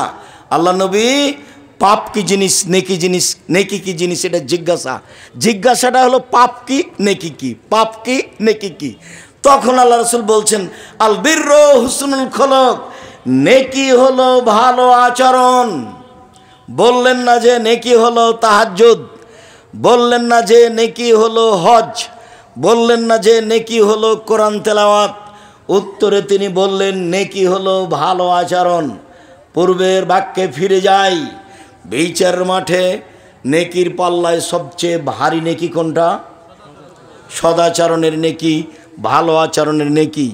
সদাচরণ নেকি নিজেকে গ্রহণ করতেই হবে, অফিসে, আদালতে, কোর্টে, কাচারিতে, বাড়িতে, স্ত্রী পরিবারের কাছে, ছেলেমেয়ের কাছে। মুখ সব সময় কন্ট্রোলে রাখতে হবে। মুখ মানুষকে বিপদে ফেলে। যখন আল্লাহর নবীকে জিজ্ঞাসা করে হল, আল্লাহ নবী মান্নাজাত, বাঁচার পথ কি, জাহান্নাম থেকে বাঁচবো কিভাবে আল্লাহ রাসূল? তখন আল্লাহ রাসূল বললেন, তিনটা পথে জাহান্নাম থেকে বেঁচে যাওয়া। এক, আলজেম লেসানাক, মুখখান বন্ধ রেখো, জাহান্নামে যাওয়া লাগবে না, জান্নাত পেয়ে যাবা। মুখখান বন্ধ রাখো, জরুরি প্রয়োজন ছাড়া মুখ ব্যবহার করিও না, কাউকে ধমকায়ও না, কাউকে গালি দিও না, কারোর সাথে খারাপ ব্যবহার করো না, কারোর সাথে কটু কথা বলো না।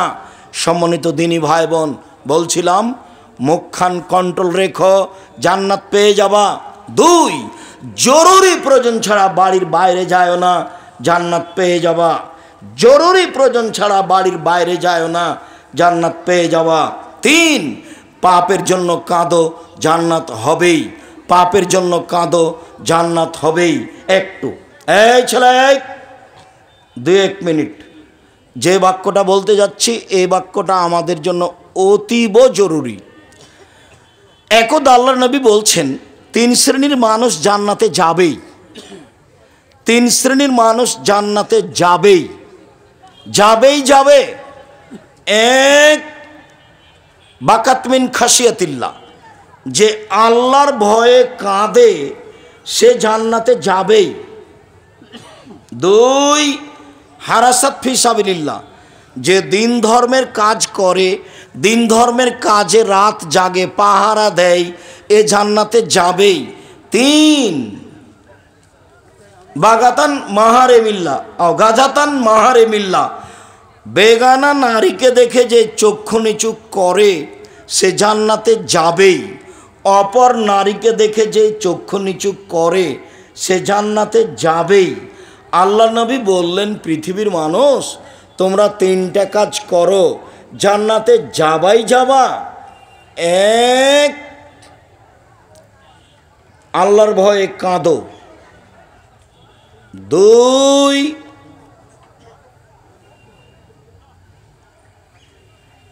আল্লাহর ভয়ে কাঁদো। দুই, জরুরি প্রয়োজন ছাড়া বাড়ির বাইরে যাবা না। তিন, বেগানা নারীকে দেখে চক্ষু নিচু করো, তার মানে তুমি বড় মোবাইল ব্যবহার করতে পারবা না। নগ্ন ল্যাংটা মেয়ে দেখে চক্ষু ঠান্ডা করে জান্নাত কেনার আশা করো না। জান্নাতে মেয়েরা আছে, সর্বোচ্চ দামি মেয়ে, যাদেরকে জিন কোনোদিন স্পর্শ করেনি, যাদেরকে মানুষ কোনোদিন স্পর্শ করেনি, যাদেরকে দেখে মনে হবে ঝিনুকের মধ্যে লুকানো মুক্তা, যাদের মাথার চুল হবে লম্বা লম্বা, কোঁকড়া কোঁকড়া, কুচকুচে কালো, যারা হবে 15-16 বয়সের মেয়েদের মতো ভিন্ন ধরনের রূপ চেহারার, এই সব মেয়েকে যদি ভোগ করতে হয় তাহলে রং মাখানো এই সব মেয়েদেরকে দেখে চক্ষু ঠান্ডা করে কলিজা ঠান্ডা করে জান্নাত কিনা যাবে না, ভুল হিসাব। যেদিন বলেছি 3টে পাপের কারণে সমাজে 3টে বিপদ নেমে আসে, সমাজে 3টে পাপের কারণে 3টে বিপদ নেমে আসে। বিপদ 1 ভূমিকম্প হবে, বিপদ 2 আকার আকৃতি পরিবর্তন হবে। সন্ধ্যায় ছিল মানুষ, সকালে হবে শোর, সন্ধ্যায় ছিল মানুষ, সকালে হবে বানর, হবেই হবে, সেদিন চলে এসেছে কাছাকাছি। বিপদ 3 সব সমস্যা নেমে আসবে সমাজের 3টে পাপের কারণে। মসজিদে মারামারি, মাদ্রাসায় মারামারি, যেখানে সেখানে হইচই, জমির দাম যা, রেস্টি খরচ তাই, চতুর্দিক থেকে সমস্যা নেমে আসবে 3টে পাপের কারণে। বিপদ 1 ভূমিকম্প, বিপদ 2 আকার আকৃতি পরিবর্তন, সকাল সন্ধ্যায় ছিল মানুষ, সকালে হবে শূকর বানর। 3 সমস্যা নেমে আসবে, সব জায়গায় সমস্যা, রাস্তাঘাটে মসজিদ মাদ্রাসায় সব জায়গায় সমস্যা। এ হলো 3টে বিপদ। পাপ 3টে, পাপ 1 এদা সারেবুল খমুরা, যখন মানুষ নেশাদার দ্রব্য পান করবে, বিড়ি তামাক জর্দা সিগারেট গুল পেপসি ঠান্ডা কোকাকোলা আরসি, এইগুলো যখন মানুষ স্বাভাবিকভাবে পান করবে, মনে করবে এগুলো মদ নয়। চিরদিন আমি বলে আসছি 30 বছর থেকে ঠান্ডা পেপসি কোকাকোলা আরসি মদ, আর যারা বলছে মদ নয় তাদের কাছে কোনো দলিল নেই, আমার কাছেই দলিল আছে। এর ইতিহাস তলিয়ে দেখতে হবে ঠান্ডা পেপসি কোকাকোলা আরসি, তাহলে বোঝা যাবে। সম্মানিত দিনী ভাই বোন, যেদিন আমার উম্মাত নেশাদার দ্রব্য পান করবে সেদিন এই 3টে বিপদ নেমে আসবে। 2 জাহরাতুল কায়নাত, মেয়েরা যখন নাচবে তখন এই 3টে বিপদ নেমে আসবে। সব মোবাইলে মেয়ে নাচে, সব টিভিতে, সব দোকানে মেয়ে নাচে, সব ঘরে মেয়ে নাচে, রাস্তাঘাটে মেয়ে নাচে, অফিস আদালতে মেয়ে নাচে, শিক্ষা প্রতিষ্ঠানে মেয়ে নাচে। মেয়েরা যেদিন নাচবে 3টে বিপদ নেমে আসবে। 3 জারাবুবিল মাজেব, যখন বাদ্যযন্ত্র প্রকাশ পাবে তখন 3টে বিপদ নেমে আসবে। সব মোবাইলে বাজনা বাজে, প্রায় সব দোকানে বাজনা বাজে, প্রায় সব ঘরে বাজনা বাজে, গাড়িতে বাজনা বাজে, রাস্তাঘাটে বাজনা বাজে। একটা বিবাহ অনুষ্ঠান হয় না বাজনা ছাড়া, একটা গাড়ি চলে না বগুড়া থেকে ঢাকা বাজনা ছাড়া। মানুষ পশু প্রাণীর মতো হয়ে গেছে। দুঃখিত, আপনাকে কি দিয়ে বুঝাই? আমাদের নবী মুহাম্মদ সাল্লাল্লাহু আলাইহি সাল্লাম আফসোস করে বললেন, পৃথিবীর মানুষ মনে রেখো, আমি আমার উম্মতের জন্য দুঃখ প্রকাশ করে গেলাম। পৃথিবীর মানুষ মনে রেখো, আমার উম্মতের জন্য আমি দুঃখ প্রকাশ করে গেলাম। আমার উম্মত ইহুদি খ্রিস্টানদের সাথে মিশে যাবে, কথাবার্তাতে, চাল চলনে, কৃষ্টি কালচারে, অফিস আদালতে, নিয়ম নীতিতে, খাতা কলমে, প্রতিষ্ঠানে, সব কিছুতেই আমার উম্মত মিশে যাবে ইহুদি খ্রিস্টানদের সাথে। ডান হাতের বিঘত যেমন বাম হাতের সমান, ডান হাতের বিঘত যেমন বাম হাতের সমান, একবারে হুবাহু মিলে যাবে আমার উম্মত ইহুদি খ্রিস্টানের সাথে। পৃথিবীর মানুষ মনে রেখো, দুঃখ সহকারে বলে যাচ্ছি, ডান পায়ের জুতা যেমন বাম পায়ের সমান, ডান পায়ের জুতা যেমন বাম পায়ের সমান, সমান সমান যেমন আমার উম্মত ইহুদি খ্রিস্টানদের সাথে মিশে যাবে। নিয়ম নীতিতে, পোশাক আশাকে, কাপড়ে, চলনে ফিরনে, কথাবার্তাতে মিশে যাবে। এইভাবে বলতে বলতে বলতে নিচে নামতে লাগলেন। নিচে নামতে নামতে বলছেন, পৃথিবীর মানুষ মনে রেখো, ইহুদি খ্রিস্টান যদি মায়ের সাথে জেনা করে থাকে, আমার উম্মত মায়ের সাথে জেনা করবে। কি বুঝলেন? এগুলো কি স্বাভাবিক কথা? বলো তো ছেলে, তোমার মাথার চুলটা এভাবে কাটা আছে কেন? নিচের চতুর্দিক চেঁচে রেখেছে, ওপরটা এরকমভাবে ছাতা করে রেখেছে কেন? এটা কার স্বভাব? তোমার গেঞ্জিটাতে পিছনে কার ছবি ওঠে? তোমার মাকে তুমি সৎমা বলিও তো আমার খুব কষ্ট হয়। তোমার মাকে যখন তুমি আম্মা বলে ডাকো তখন আমার খুব ব্যথা আসে। ওকে বলবে সৎমা। আর তুমি তো একটা মূর্খ ছেলে, তোমার গায়ে গেঞ্জিটা, এই গেঞ্জিটা উঠে কি করে? এই গেঞ্জিটা তোমার গায়ে আসে কি করে? তোমার এই গেঞ্জিটা আমরা টয়লেট পেপার হিসেবে ব্যবহার করব না। আমি তো বলেছি কাজী সাহেবকে, কাজী সাহেব অত দাপট দেখাচ্ছেন কেন আপনি? বাড়ি বগুড়া হলে দাপট দেখাতে হবে? হ্যাঁ, আপনি এ কথা বলবেন কেন? কাজী সাহেবের খাতাতে যে কাগজ আছে সেই কাগজ দিয়ে টয়লেট পেপার হিসেবে ব্যবহার করতে হবে। আমি বলেছি, আমি একটু কম বলেছি, এর চেয়ে শক্ত ভাষা ব্যবহার করতে হতো। আল্লাহর নবী বলেছেন, বিবাদে 2 জন সাক্ষী লাগে, আপনার খাতাতে লেখা আছে 4 জন সাক্ষী। আপনার খাতা আল্লাহর নবীকে অস্বীকার করেছে, আপনার খাতা আল্লাহকে অস্বীকার করেছে, আল্লাহর বিধিকে অস্বীকার করেছে। আপনি ওখানে 4 জন সাক্ষী লাগিয়েছেন, অথচ আল্লাহ নবী বলছেন বিবাহের জন্য 2 জন সাক্ষী। আপনি এভাবে বলেন মানে? আমি আপনার খাতার পাতাকে টয়লেট পেপার হিসেবে ব্যবহার করতে চেয়েছি, এটা কম করে বলেছি। রবি ঠাকুর বলেছে ওমা তোমার আকাশ তোমার বাতাস, আমি বলেছি তার বাপের আকাশ, আমি এটা কম করে বলেছি। মামলা হয়েছে সিলেট সুপ্রিম কোর্টে, সিলেট কোর্টে, হাইকোর্টে, তাতে কি হবে? সিলেট আপনার ওই সুনামগঞ্জে মামলা হয়েছে, তাতে কি হবে? আমি যখন সিলেট কোর্টে উঠলাম কাঠগড়ায়, তখন জজ আমাকে বললেন যে আব্দুর রহিক সাহেব আপনি কি পিস টিভির আলোচক? আমি বললাম জি হ্যাঁ। উনি বললেন আপনার মামলা খারিজ করে দিলাম। 5,000 কোটি টাকার মামলা। আমি কি বলেছি? আমি বলেছি ঠাকুর বলেছে ওমা তোমার আকাশ তোমার বাতাস। যতবার ঠাকুর বলেছে ওমা তোমার আকাশ তোমার বাতাস, ততবার ঠাকুর বলেছে ও কালিমা তোমার আকাশ, ও কালিমা তোমার বাতাস। আমি বলেছি কালিমার বাপের আকাশ? আকাশ তো আল্লাহ। বাংলার ছেলে মেয়ে পড়ছে, আমার কি করার আছে? আমি তার কোনো নেতৃত্ব দিই না। বাংলার ছেলে মেয়ে পড়ছে, যারা পড়াচ্ছে তারাও পড়াশোনা জানে না, যারা পড়ছে তারাও পড়াশোনা জানে না। আমি তো এই কথা বলেছি যে 1971 সাল থেকে নিয়ে এখন পর্যন্ত বাংলাদেশের এই দেশে কোনো শিক্ষিত মানুষ শিক্ষামন্ত্রী হয়েছে সেটা আমার জানা নাই। শিক্ষিত মানুষ শিক্ষামন্ত্রী হলেই তো সিলেবাস পরিবর্তন হবে, বই পুস্তক পরিবর্তন হবে, বিদ্যার গতিবিধি পরিবর্তন হবে। কলকাতা থেকে একটা পত্রিকা বের হতো, পত্রিকাতে লেখা থাকতো ছাত্র ভালো হওয়ার জন্য শিক্ষক ভালো হওয়া জরুরি। ছাত্র কি পড়বে সেটাই জানে না, যার কারণে একজন মহিলা বই লিখেছে শিক্ষা বনাম জাহেলিয়াত। এই শিক্ষা যারা বই পুস্তক লিখেছে এরা নিজেই জাহেল, পড়াশোনা জানে না। বইয়ের নাম হচ্ছে শিক্ষা বনাম জাহেলিয়াত। দেখেন আজকেও সাথে আছে। বেগম রোকেয়া লিখেছিল কেন অবরোধবাসিনী, পাল্টা বই লেখা হয়েছে কেন হব অবরোধবাসিনী। আমরা অবরোধবাসিনী নই। আমরা ইচ্ছা মতো হজে যেতে পারি, আমরা ইচ্ছা মতো শ্বশুরবাড়ি যেতে পারি, আমরা ইচ্ছা মতো প্রয়োজনীয় জায়গায় যেতে পারি, আমরা ইচ্ছা মতো পোশাক পরে ডাক্তারের কাছে যেতে পারি। আমরা অবরোধবাসিনী মানে? তুমি ভুল করেছ বেগম রোকেয়া। তুমি জানো না ধর্ম, তোমার বাপ জানে না ধর্ম, তোমার মা জানে না ধর্ম। তুমি জাতির কাছে শিক্ষিতময় হতে পারে সেটা ভিন্ন কথা, তুমি রাসূল সাল্লাল্লাহু আলাইহি সাল্লামের কাছে শিক্ষিতময় নাও। তোমার বইকে আমি পড়িনি, তোমার বইয়ের পড়া আমার খুব ভালো মনে আছে যে বগুড়া স্টেশনে মেয়েরা যাবে বগুড়া থেকে হজ করতে, তো সবাই কথার কথা বগুড়া স্টেশন ওখানে লেখা নাই, কোন স্টেশন যেন লেখা আছে, তো অনেকগুলি পর্দাশীলা মহিলাকে উপরে চাদর দিয়ে ঢেকে রেখেছে, ট্রেন আসবে তখন উঠবে হজ করতে ঢাকা যাবে। এবার ওই স্টেশনের যে স্টেশন মাস্টার একটু ঘোরাঘুরি করছে, তখন লাথি মেরে দেখছে এগুলো কী গো, কিসের বস্তা গো, এগুলো কিসের বস্তা গো, লাথি মেরে দেখছে। তো মহিলাগুলোর উপরে চাদর দেওয়া আছে, হয়তো ওটাও বসিক বানিয়ে বলেছে ও। তো এখন লাথি মেরে দেখছে, তো পর্দার কি করলো বেগম রোকেয়া, পর্দার কি দেখালো বলেন তো দেখি? অপমান। কি বুঝাতে চাইও? তোমাকে খারাপ লাগেনি, আমাকে খারাপ লেগেছে। আমার বিদ্যায় বাধা দিয়েছে, আমার গাইরিয়ত, আমার মানবতায় বাধা দিয়েছে, আমি এটা মেনে নিতে পারি না। তোমার চলে, আমার যে চলে না। তোমার বউকে সারাদিন মানুষে ধাক্কা মারে বগুড়া শহরে, তোমাকে একটুকু খারাপ লাগে না। আর আমাদের বইয়ের গায়ের সাথে যদি একটু কারো ড্রাইভারের একটু আঁচ খেয়ে যায় তাহলে গাও জ্বলে যায়। এর নাম হলো আত্মমর্যাদা, এর নাম হলো আত্মমর্যাদা।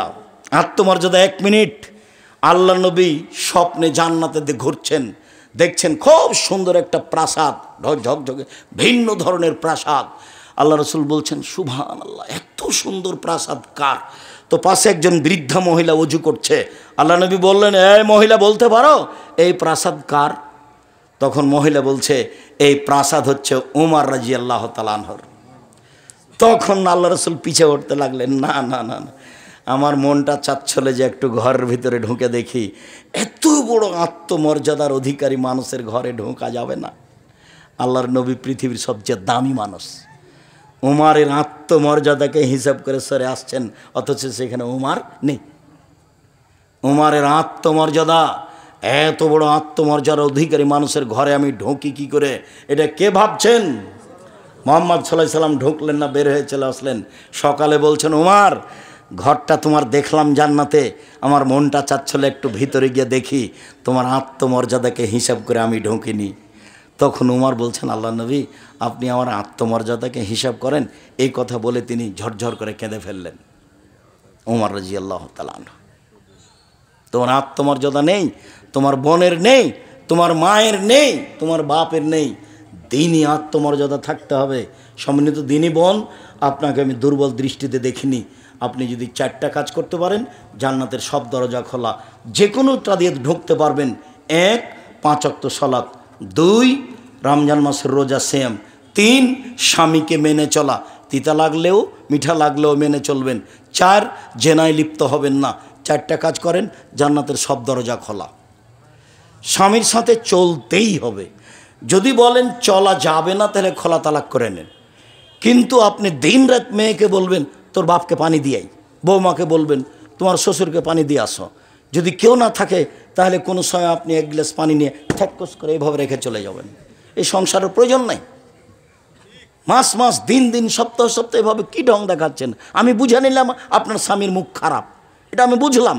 স্বামীর আপনার মুখ খারাপ, আপনি মুখ বন্ধ করে সংসার মেনে নেন, আপনার জন্য ভালো হবে। যত গালি দিবে দেখ, আপনি মুখখান বন্ধ করে সংসার মেনে নেন। আমি আব্দুর রাজ্জাক বিন ইউসুফ, আপনার দিনী ভাই, আমি বলছি আপনি সংসার মেনে নেন, তার সাথে উঠেন বসেন কথা বলেন, আজকেই বলেন, আপনার জন্য ভালো হবে। এইভাবে আপনি চলবেন না, কথা বলবেন না, তাহাজ্জুদ পড়বেন, এই তাহাজ্জুদ কবুল হবে না। সহজ পথ, যদি মেনে নিতে নাই পারেন, তো আগামীকাল কাজের কাছে গিয়ে খোলা তালাক করে নেন। এ ভাইজান আমি থাকতে পারবো না, তার সাথে সংসার করতে রাজি নই, না দাবি নামাও লিখে দিবে। 30 দিন পরে আপনি বিবাহ বসতে পারবেন, কোনো সমস্যা নেই। বিবাহ বসছেন না, আপনি আপনার ছেলেদের নিয়ে থাকেন, কোনো সমস্যা নেই। কিন্তু এইভাবে আপনি থাকতে পাবেন না, এটাই শরীয়ত। আমি আপনাকে, আপনার স্বামীকে বলি, পুরুষ নারী উভয়কে বলি, যে জীবনে 2টা কাজ করবেন না সংসারে। বুড়ি হয়ে গেছে মানুষ, 7-8টা ছেলেমেয়ের সব বিবাহ হয়ে গেছে, তারপরে বউকে তালাক দিয়েছে স্বামীতে। কতদিন এরকম দেখাচ্ছে, তাই না? ছেলে মেয়েও বিপদে, মাও, বেটাও বিপদে, বেটিও বিপদে, বৌমারা বিপদে, সবাই একটা বিপদে, জামাইও বিপদে। কি করা যায়? এ দুর্ঘটনা কেন? 2টা কাজ করবেন না, একটা হলো প্রতিবাদ আর একটা হলো অভিমান। অভিমান করবেন না কোনো সময়, আপনিও করবেন না, ওই অভিমান করতে পাবে না। আপনি করবেন কি, তোমাকে বললাম যে একটু পা টিপে দাও, পা ব্যথা করছে, তুমি একটু পা টিপে দিলে না। তোমাকে বললাম যে তুমি একটু গরম পানি করে দাও, কতবার বললাম তুমি গরম পানিটা করে দিলে না। এই যে অভিমান, যখন 2-1টা দিবে না, তখন শয়তান আপনাকে বারবার বলবে, দেখ দেখ তোর বউ একটা কথাও মানে না, দেখ তোর বউ একটা কথা মানে না, একে তালাক, একে তালাক, একে তালাক। প্রতিবাদ, হ্যাঁ তুমি আমার মাকে এভাবে গালি দিলে কেন? তুমি আমার স্ত্রী হয়ে আমার মাকে গালি দিবা কেন? প্রতিবাদ, প্রতিবাদ করিয়েন না, নইলে বারবার শয়তান খালি আপনাকে বলবে, বল না একটু কড়া করে, বল না একটু শক্ত করে, বল না, খালি বলবি এভাবে। এরপরে যদি তুই আমার মাকে কিছু বলিস, তাহলে তোর হয়েছে, তোকে একেবারে 101 কোটি তালাক দিয়ে বের করে দেবো। তখন বিকাল আবার বলেছে, যেমন বলেছে তেমন বলছে, তোকে 100 তালাক দিলাম, তোকে 1000 তালাক দিলাম, তুই চলে যা। আহারে, 3টে ছেলে মেয়ে, বড় বিপদ। তো বউ তো চলে গেল, এখন পাশের হুজুরকে বলেছে, তখন পাশের হুজুর বলছে 1 রাতের জন্য বিবাহ দিতে হবে। ইন্না লিল্লাহ, 1 রাতের জন্য বিবাহ দিতে হবে। কি থেকে কি হয়ে গেল, কি করা যায়, কোনো পথ? কে বলেছে আব্দুর রাজ্জাক সাহেবের কাছে যান, দেখেন কি বলে। তো বলছে যে আপনার তো বউ 1 তালাক হয়েছে, বউ নিয়ে সংসার করেন, কোনো সমস্যা নেই। 90 দিন পার হয়ে গেলে বউ বিচ্ছিন্ন হয়ে যাবে, তখন বিবাহের মাধ্যমে আনতে হবে। এখন বউ আছে, 1 তালাক হয়েছে, সংসার করেন, জাযাকাল্লাহ খায়ের, বাঁচলাম। মহিলাকে বলছি, কোনো সময় অভিমান করবেন না। তুমি আমাকে একটু স্বপ্নপুরী নিয়ে গেলে না, তুমি আমার জন্য একটা ভালো শাড়ি কিনলে না, খালি যদি এরকম অভিমান করেন, তাহলে একটু পরে শয়তান আপনাকে বলবে, দেখ না তোর স্বামী কোনো কথাই মানে না, তোকে ঈদের দিনে একটা শাড়ি দেয়নি, অমুক দেয়নি, স্বপ্নপুরী নিয়ে একদিন বাজারে নিয়ে যায় না, একদিন বগুড়া শহর দেখাতে নিয়ে যায় না, সারা দিন খালি আপনাকে একবারে শয়তান পাগল করতে করতে করতে সকালে বিকালে বলবে, ওকে বলিয়ে নেবে যে বল যে তোর ভাত খাবো না, বল বল তোর ভাত খাবো না, তুমি আমার একদিনও কথা শোনো না, তোমার আমি ভাত খাবো না, তুমি আমাকে ছেড়ে দাও। তুমি আমাকে রেখে আসো। একবারে তাই বলছে, তাই বলবে। ছেলে মেয়ের সব বিবাহ হয়ে গেছে, নাতি নাতিন হয়ে গেছে, তারপরে সংসার বিচ্ছিন্ন। দুইজন আমার চোখের সামনে থেকে ঝরঝর করে পানি ঝরে যাচ্ছে, সাথে ছেলে আছে, সাথে মেয়ে আছে, সাথে বৌমা আছে, সাথে নাতি নাতিন আছে, সাথে একবারে ভরপুর এক গাড়ি এসেছে, বউ আছে গাড়িতে, স্বামী আছে গাড়িতে, 3 বছর থেকে সংসার বন্ধ হয়ে আছে। তখন বলছে শেষ পর্যন্ত কি করা যায়? ওই শেষ পর্যন্ত কি বলতে পারি, সংসার নেই, এটাই চূড়ান্ত। এখন তাহলে আমরা এক বাড়িতে থাকতে পারি না? হ্যাঁ, এক বাড়িতে থাকেন, তবে কোনো সময় বলবেন না যে আমাকে পানি দাও 1 গিলাস। কোনো সময় দুইজনের সহযোগিতা আসতে পাবেন না। নাতি নাতিন আপনাদের কাছে যাবে, আপনি ওদিকে থাকবেন, আপনি এদিকে থাকবেন। মনে করবেন যে ওটা পরিবার ভিন্ন, আমার পরিবার ভিন্ন, তাহলে থাকতে পারবেন, নাহলে ভিন্ন হয়ে যেতে হবে। জাযাকুমুল্লাহ খায়ের। সম্মানিত দিনী ভাই বোন, আমি আব্দুর রাজ্জাক বিন ইউসুফ, আপনাদের খুব কাছের মানুষ। আমি আপনাদের অন্তর থেকে ভালোবাসি। 4টা কাজ করবেন না। ও বইগুলি সব স্টেজে আছে। আর আবদুল্লাহর তো বেশ কয়েকটা নতুন বই বের হয়েছে, বিশেষভাবে আল ইতেশাম পত্রিকা। আব্দুর রহমান পিয়ার সবাই তাকে চিনেন। আল ইতেশাম পত্রিকাও নিয়ে আসে। 30 টাকা বা মাসে যেন কয় টাকা লাগে, আপনারা ওকে দিয়ে প্রতিটা পত্রিকা নিলে তো ও খুশি হয়, ওর একটা রুজির পথ বের হয়। আপনারা এটা ভারী মনে করেন কেন? সম্মানিত দিনী ভাই বোন, আমি আপনাকে আমার হাতের ডান দিক থেকে বইগুলি সংগ্রহ করার জন্য অনুরোধ জানাচ্ছি। হাতের ডান দিক থেকে আপনাকে আমি এই বইগুলিকে সংগ্রহ করার জন্য অনুরোধ জানাচ্ছি। আর 1 নম্বর কথা হলো যে জীবনে 5 ওয়াক্ত সালাত ছাড়া হবে না। 2 রমজান, 2 হলো হালাল রুজি উপার্জন করতে হবে। 3 হলো কোরআন তেলাওয়াত করতে হবে। 4 হলো কোনো দোকানে বা কোনো জায়গায় বসে আড্ডা পিটতে পাবেন না, এটা নিশ্চিত। মোহাম্মদ লেখা যাবে কি না? মোহাম্মদ লেখা যাবে না, শুধু নামটা লিখবেন। ভোটার আইডি কার্ডে লেখা আছে তো লিখবেন, পারবে। মাহফিলের জন্য রাস্তাঘাট আদায় করা যাবে কি? মাহফিলের জন্য এভাবে রাস্তাঘাটে আদায় করা হবে না, কিন্তু কওমি মাদ্রাসার গাড়ি করা হয়, তাহলে কি হবে? কওমি মাদ্রাসার জন্য এমনিতেই রাস্তাঘাটে না নেমে বাড়ি বাড়ি যাবে। হ্যাঁ, কমিটির লোকেরা যে বলবে এই পরিমাণ চাউল বা এই পরিমাণ টাকা পয়সা, রাস্তাঘাটে ওই কাজ করা হবে না। তাহলে অন্য গ্রামে গিয়ে আদায় করা যাবে? গ্রামে আদায় করতে যেতে পারে, সে বাড়ি হিসাবে, ব্যক্তি হিসাবে, রুকুর পরে, কিন্তু রাস্তাঘাটে এই কাজ করা যাবে না। পরে পুনরায় বুকে হাত বাঁধা যাবে কি? রুকুর পরে পুনরায় বুকে হাত বাঁধা যাবে না। এটা কিন্তু আমরা সৌদিতেও দেখে আসছি। এইটাকে আলবানী রাহিমাহুল্লাহ শক্তভাবে বিদাত বলেছে। আমরা কোনো হাদিস পেশ করতে পারিনি। বেনামাজিকে সালাম দেওয়া যাবে কি? বেনামাজিকে সালাম দেওয়া যাবে কিনা? বেনামাজি তো আসলে নামাজকে অস্বীকার করে না, মাঝে মধ্যে নামাজ পড়ে না, তাকে সালাম দিবেন। বাছাই করে শুধু নামাজি লোকদের সালাম দিতে হবে কি? না না, বাছাই করে নামাজি লোককে সালাম দিতে হবে, নিয়ম ঠিক অপবিত্র না। অবস্থায়, যাকে চিনবেন তাকেই সালাম দিবেন। অপবিত্র অবস্থায় কোরআন স্পর্শ করা যাবে কি? হায়েজ অবস্থায় কোরআন ধরে পড়বে, অজু ছাড়াই কোরআন ধরে পড়বে। একাধিক সহিহ হাদিস, 8টা হাদিস পেশ করা আছে নামাজের উপরে। আমার যে বইটা আছে, বইটা তো আপনাকে পড়তে হবে। আমি তো মুখে কলমে আপনার সেবা করতে চেয়েছি। বই হাতের ডানে আছে, 8টা দলিল দেওয়া আছে। যাদের হায়েজ হয়েছে তারা কোরআন মাজিদ ধরে পড়বে। যখন ফরজ গোসল তখনই পড়তে পাবে না। বুকের নিচে নাভির উপরে হাত বাঁধা যাবে কি? বুকের নিচে নাভির উপরে হাত বাঁধার হাদিস জয়ীফ, বাঁধা যাবে না, বুকের উপরে বাঁধতে হবে, হাদিস সহিহ। সিজদা যাওয়ার সময় হাঁটু আগে দেওয়া যাবে কি? সিজদার সময় হাঁটু আগে দেওয়ার হাদিস ঠিক নয়, হাত আগে রাখতে হবে, এই হাদিস ঠিক। ইমাম যদি জালসায় ইস্তেগফার না করে তাহলে মুক্তাদিরা কি করবে? ইমাম জালসায় ইস্তেগফার করবে কি? বক্তব্য যখন শেষ হবে তখন দোয়াটা পড়ে নিবে, সবাই দোয়ার সাথে আমিন বলবে বা সে দোয়াই পড়বে। চলে।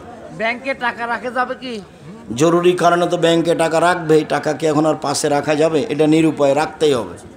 চলে। কলিগদের সমালোচনা করা যাবে কি প্রতিষ্ঠানের সাথে? কলিগদের সমালোচনা করা যাবে না, সমালোচনাতে পরিবেশ আরও নষ্ট হবে, বরং তাকে বারবার গিয়ে ডাকতে হবে। বেদাতিদের থেকে দান চেয়ে নেওয়া যাবে কি? বেদাতে হোক হিন্দু হোক দান চেয়ে নেওয়া যাবে, সে যেই হোক। কিস্তিতে পণ্য কেনা বেচা করা যাবে কি? উভয়ের সম্মতিতে কিস্তিতে পণ্য কিনা বেচা করা যায়, হাদিস সহিহ পত্রিকায় দেওয়া আছে। পুরুষের জন্য লাল ও হলুদ কাপড় পরিধান করা যাবে কি? পুরুষের জন্য হলুদ কাপড় চিরদিনের জন্য নিষিদ্ধ, লাল ব্যবহার না করাই ভালো। এটা পুরাতন প্রশ্ন। বিবাহ করে যৌতুক নেওয়া যাবে কিনা? চলেন। আমি ব্যবসা করি, বেশি দায়ের মেমো করে কম দামের মাল দেয়, এখন এটা হলো প্রতারক, এটা হলো গাদ্দার, এটা হলো আত্মসাৎকারী, এরা হলো সবচেয়ে বড় পাপী। হ্যাঁ, স্বামীকে নাম ধরে মূল্যে জিনিসের ডাকা যাবে কি? যে দাম তার চেয়ে কম লেখা হয় বা তার চেয়ে বেশি লেখা হয়, কোনো স্বার্থ থাকে যার জন্য, স্বামীকে এতে নাম মালিকের ধরে ক্ষতি ডাকা হয়। যাবে কিনা? স্বামীকে নাম ধরে ডাকা যাবে কিনা? স্বামীর তো নাম ধরে ডাকবে, এটা তো বোখারি মুসলিমের হাদিস, 30 বছর থেকে বলছি। যে ঘরে টিভি থাকে সে ঘরে নামাজ হবে কিনা? টিভি থাকলে নামাজ হবে, কোনো সমস্যা নেই, টিভি চলাকালীন হবে না, টিভি বন্ধ রাখতে হবে। 7 বছরের নিচে বাচ্চারা মসজিদে যেতে পারবে কিনা? ছোট ছোট বাচ্চা মসজিদে যাবে, কোলের বাচ্চা যে দুধ খায় সেও যাবে। চলেন। হ্যাঁ, তসবি গুনবি চেয়ারম্যান? না না, তো চেয়ারম্যান তসবি গোনা বিদাত, তসবি গোনা হবে না চেয়ারম্যান, আঙ্গুলে গুনতে হবে। পিতা মারা গেছেন, ছেলে কি তার মৃত বাবার হয়ে হজ পালন করতে পারবে? পিতা মারা গেছেন, ছেলে কি তার হজ, ছেলে আগে নিজের হজ করবে তারপর বাপের করবে, করাই জরুরি। আগে নিজের করবে তারপরে বাপের। বাপ সম্মানী হিংসা আগে বাপের করবে, এটা ওই পথ নেই, আল্লাহ রাসূল এটা না করে। হজের আগে ওমরা করা যায় নাকি, এটা অনেকের প্রশ্ন। ওমরার জন্য কোনো সমস্যা নেই, ওমরার সাথে হজের কোনো সম্পর্ক নেই, হজ ভিন্ন জিনিস, ওমরা ভিন্ন জিনিস। একটি ওমরা ছেলে 12 মাস অন্য- করা যায়, যে কোনো সময় করতে পারে, একটি ছেলে অন্য একটি মেয়েকে পছন্দ করেছে, এগুলো ছাড়া। বাস, জাতীয় পতাকায় সেলুট দেওয়া শিরিক না বেদাত? এইগুলো সিলেট শিরক, বিদাত, বিদাত না, এগুলো হলো শিরক, এগুলো চলবে না। ইসলামী মাসাইলের উদ্দেশ্যে যদি ইসলামী সম্মানের উদ্দেশ্যে যদি দিনের দাওয়াত দেওয়া কিংবা আল্লাহর মুক্তির জন্য ও আলিতে সম্পত্রিকা, এইটাই আপনাকে আমি বারবার বলছি যে আব্দুর রহমান পিয়ার ওই যে জন্তিবাড়ির, ও হলো এজেন্ট হিসাবে থাকে, আপনারা সবাই তার সাথে যোগাযোগ করে ওকে বলবেন যে তুমি একটা দিয়ে যাও আমাকে, বছরে বেশি টাকা লাগে না, মাসে বেশি টাকা লাগে না, এটা বের করতে আপনাদের লক্ষ লক্ষ টাকা খরচ আছে। 12 জন মুফতি আছে, 15-16 জন লেখক আছে, কর্মচারী আছে 10-12 জন, প্রেস আছে, লক্ষ লক্ষ টাকা খরচ করছেন, 50টা প্রশ্নের উত্তর আছে। নিজের জিনিস আপনি নিজে দেখবেন, এটা আপনার উচিত। কাজেই অল্প পয়সা দিয়ে, কয় টাকা যেন এখন নয়, 30 টাকা মনে হয় নিবে, তো আপনারা সবাই নিয়ে যাবেন, কেউ খালি যায়েন না, নারায়ে যারা তাকবীর মহিলা পুরুষ বলা যাবে সবাই কি? নিয়ে যাবেন। নারায়ে তাকবীর বলা যাবে নারায়ে কি? তাকবীর না, লিল্লাহে তাকবীর। ও এবারের সম্পাদকে এখন আব্দুল্লাহ সম্পাদক হয়ে লিখে, এখন এর প্রধান সম্পাদক হচ্ছে আব্দুল্লাহ। যখনই পত্রিকা হাতে নেবেন প্রথম লেখাটা হলো আব্দুল্লাহর, আপনাকে লেখাটাও আপনাকে অনেক কিছু ভাবিয়ে দিবে। তাই পড়লে বই কি পুস্তকগুলো কোনো যেমন গুনাহ হবে? নতুন, সম্পাদকীয় থাকে তেমন নতুন, তাই কাজে সম্পাদককে মূল্যায়ন করার চেষ্টা করেন। তাই পড়লে কি গুনাহ হবে? টাই পরা যাবে না, গুনাহ নয়। টাই হচ্ছে বিজাতিদের পোশাক, এটাকে ভালোবাসার সুযোগ নেই। অজু ব্যতীত আরবি কোরআন ধরা পড়া যাবে কি? অজু ব্যতীত যাকে নাকি আমিও জিজ্ঞাসা করি, আচ্ছা মানুষে খারাপ মনে করে তা আপনি এটা কেন ব্যবহার করেন, তা হেসে ওটা উত্তর দিলাম হাসি দিয়ে, ভালো নয়, ও পড়ছে সেই জন্য আমাকে পড়তে হবে, এটা নয়, এই পোশাক মুসলমানের নয়। আরাফার সিয়াম কবে রাখবো, 8 তারিখে না 9 তারিখে? 8 তারিখে। 8 তারিখে। 9 তারিখ গণনার হিসাবে বলা হয়েছে, পত্রিকাতে 9 তারিখের কথা আছে, শাহেক চন্দ্র হিসাবে 9 তারিখ পড়ে, 9 তারিখ রাখলে সমস্যা নেই। চলো। শাহেক আপনার মাদ্রাসায় টিকতে হলে কি কি পড়তে হবে? ডিসেম্বর একটু খোঁজ নেও, আর তোমাদের এইটা যদি জানুয়ারিতে ঘোষণা হয়ে যায় শাখা প্রতিষ্ঠান, তাহলে সিলেবাস এটাই হবে, একই সিলেবাসে চলবে। তারপরে এবছরের জন্য ডিসেম্বরে ফর্ম নিতে হবে, 1 জানুয়ারি ভর্তির তারিখ। সাধারণত যেই ক্লাসে ভর্তি হতে চাই তারা আগের ক্লাসের বইগুলি জিজ্ঞাসা করা হয়। কোনো এক সময় গিয়ে প্রতিষ্ঠানের খোঁজটা নেওয়া যায় বা সিলেবাসটা নিয়ে আসা যায়, তাহলে বাচ্চা পাঠাতে পারবেন। বাংলা, ইংরেজি, আরবি উন্নত মানের শিক্ষা দেওয়ার ব্যবস্থা আছে। শিক্ষকেরা খুব দামি, অনেক বেতনের শিক্ষক। বাংলা, ইংরেজি, আরবি ওদের বেতন অনেক বেশি, 32 লক্ষ টাকা বেতন আছে। কোন দিক থেকে এত বেতন বেশি না হলে এত টাকা হবে কি করে চলে? প্রতি বছর আমরা ঈদের জামাতে আপনার ইমামতির জন্য এই বড়পাতার ঈদগাহে জামাত করতে আসি, কিন্তু দুঃখজনক আপনি জামাত পড়ানোর কথা বলে আসেন না। 2 বার হজে গেছেন, 2 বার হজে গেছেন আপনি। আচ্ছা, চেষ্টা করব, যদি আমি না আসতে পারি তো কি আব্দুল্লাহ আসবেই না, সামনে বার আসবেন কিনা একটু ইয়াওয়াত আছে না, এটা বলা যাবে না এখন এই মুহূর্তে। ইমাম সাহেব বিড়ি এবং সিগারেট খান, 24 বছর যাবত তিনি ইমামতি করেন, তাকে মসজিদে ইমামতিতে রাখা যাবে কিনা? ইমাম বিড়ি সিগারেট খায় বা জর্দা খায়, ইমামের পিছনে সলাৎ হবে, কোনো সমস্যা নেই। তবে এ ইমামের যোগ্য নয়। ইমামকে বাদ দিয়ে একজন ভালো পরহেজগার ইমাম নির্ধারণ করতে হবে। এ নিজে ইমামের যোগ্য নয়, ইমামতি করার যোগ্যতা রাখে না। তবে ওর পিছনে নামাজ পড়লে নামাজ হয়ে যাবে, ওর হবে না। মাদ্রাসা বা এতিমখানার খাবার মাদ্রাসার শিক্ষক এবং সদস্য ফ্রিতে খেতে পারবে কি? জি না, এসব খাদ্য শিক্ষক বা কোনো সদস্য খেতে পারবে না, খেলে টাকা দিয়ে দিতে হবে। আর শিক্ষকেরা এই পর্যায়ে খেতে পারে যে শিক্ষকেরা ছাত্রদের পাহারা দিচ্ছে, দেখাশোনা করছে, ওদের খিদমত করছে, ওই সুবাদে খেতে পারে। যারা এখানে থাকে না, বাচ্চাদের দেখাশোনা করে না, তারা এটা খেতে পাবে না। কিয়ামতের পর কি মানুষ জিন জাতি সৃষ্টি হবে? কিয়ামতের পরে মানুষই জিনই। জিনও জাহান্নামে যাবে, মানুষও জাহান্নামে যাবে, জান্নাতে যাবে। ওইও জান্নাতে, এই জান্নাতে। দুটার কথা আল্লাহ উল্লেখ করেছেন, জাহান্নাম ও জান্নাত। চাঁদকে দেখে চাঁদকে কেন্দ্র করে কি সালাম দেওয়া যাবে? চাঁদকে কেন্দ্র করে সালাম দেওয়া যাবে না। চাঁদ দেখার যে দোয়া আছে সালাম সহ, সেটা বলতে হবে। জান্নাতুল বাকি আর জান্নাতুল মাওয়া বলা যাবে কি?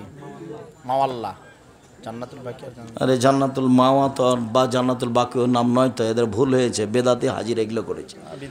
বাকিউল গারকাত, মসজিদে নববীর পাশে যে কবরস্থান আছে তার নাম হলো বাকিউল গারকাত, জান্নাতুল বাকি নয়। জাযাকুমুল্লাহু সাল্লাল্লাহু আলাইহি ওয়া বারাক আলাইহি। নামাজের একটি সূরা 2 বার মিলালে নামাজ হবে কিনা? কোনো সমস্যা নেই, মিলাতে হবে না।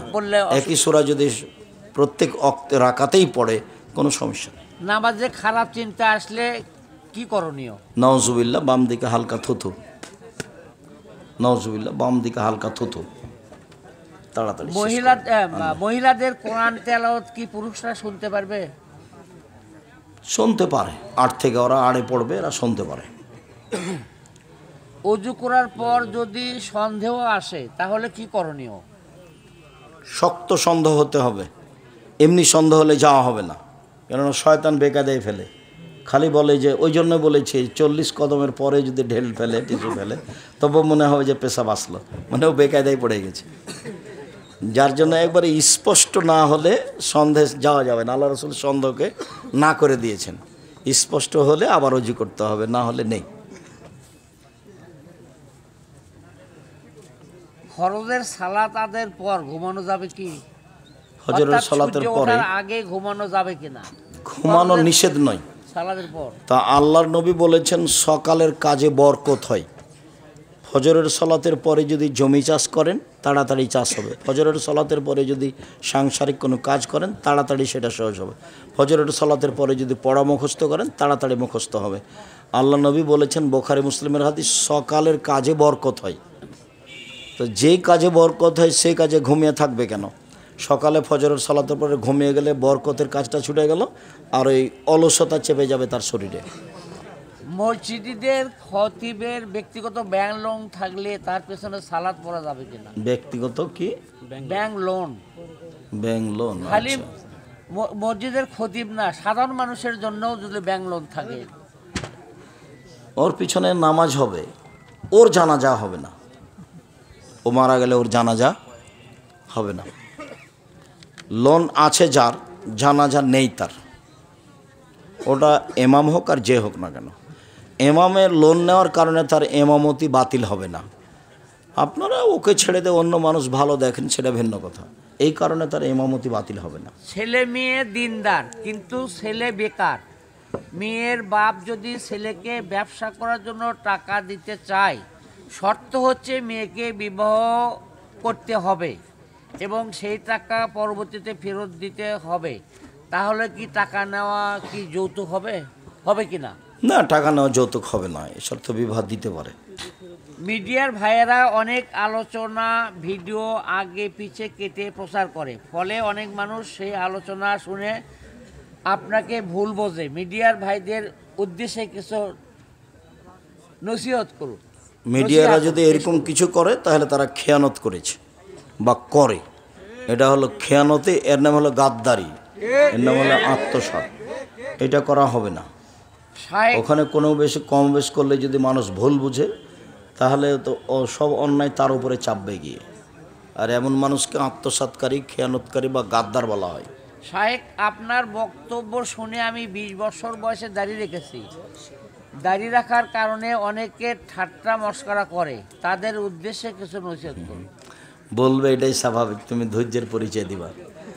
আল্লাহ বলছেন আমাদের নবীকে, ওরা যা বলছে সেই কথার উপরে আপনি ধৈর্য ধারণ করুন।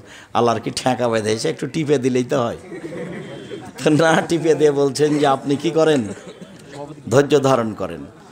এই দুনিয়া এরকমই, ধৈর্যের পরিচয় দিতে হবে, আর নয়।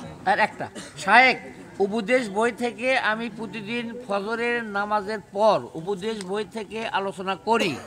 একদিন মসজিদের সভাপতি আপনার বই দেখে আমাকে নিষেধ করে দেয় যেন আপনার বই থেকে আলোচনা না করি। তুমি চেষ্টা করো যেন করতে পারো। যে না করেছে সে তার আকীদা নষ্ট হয়ে আছে।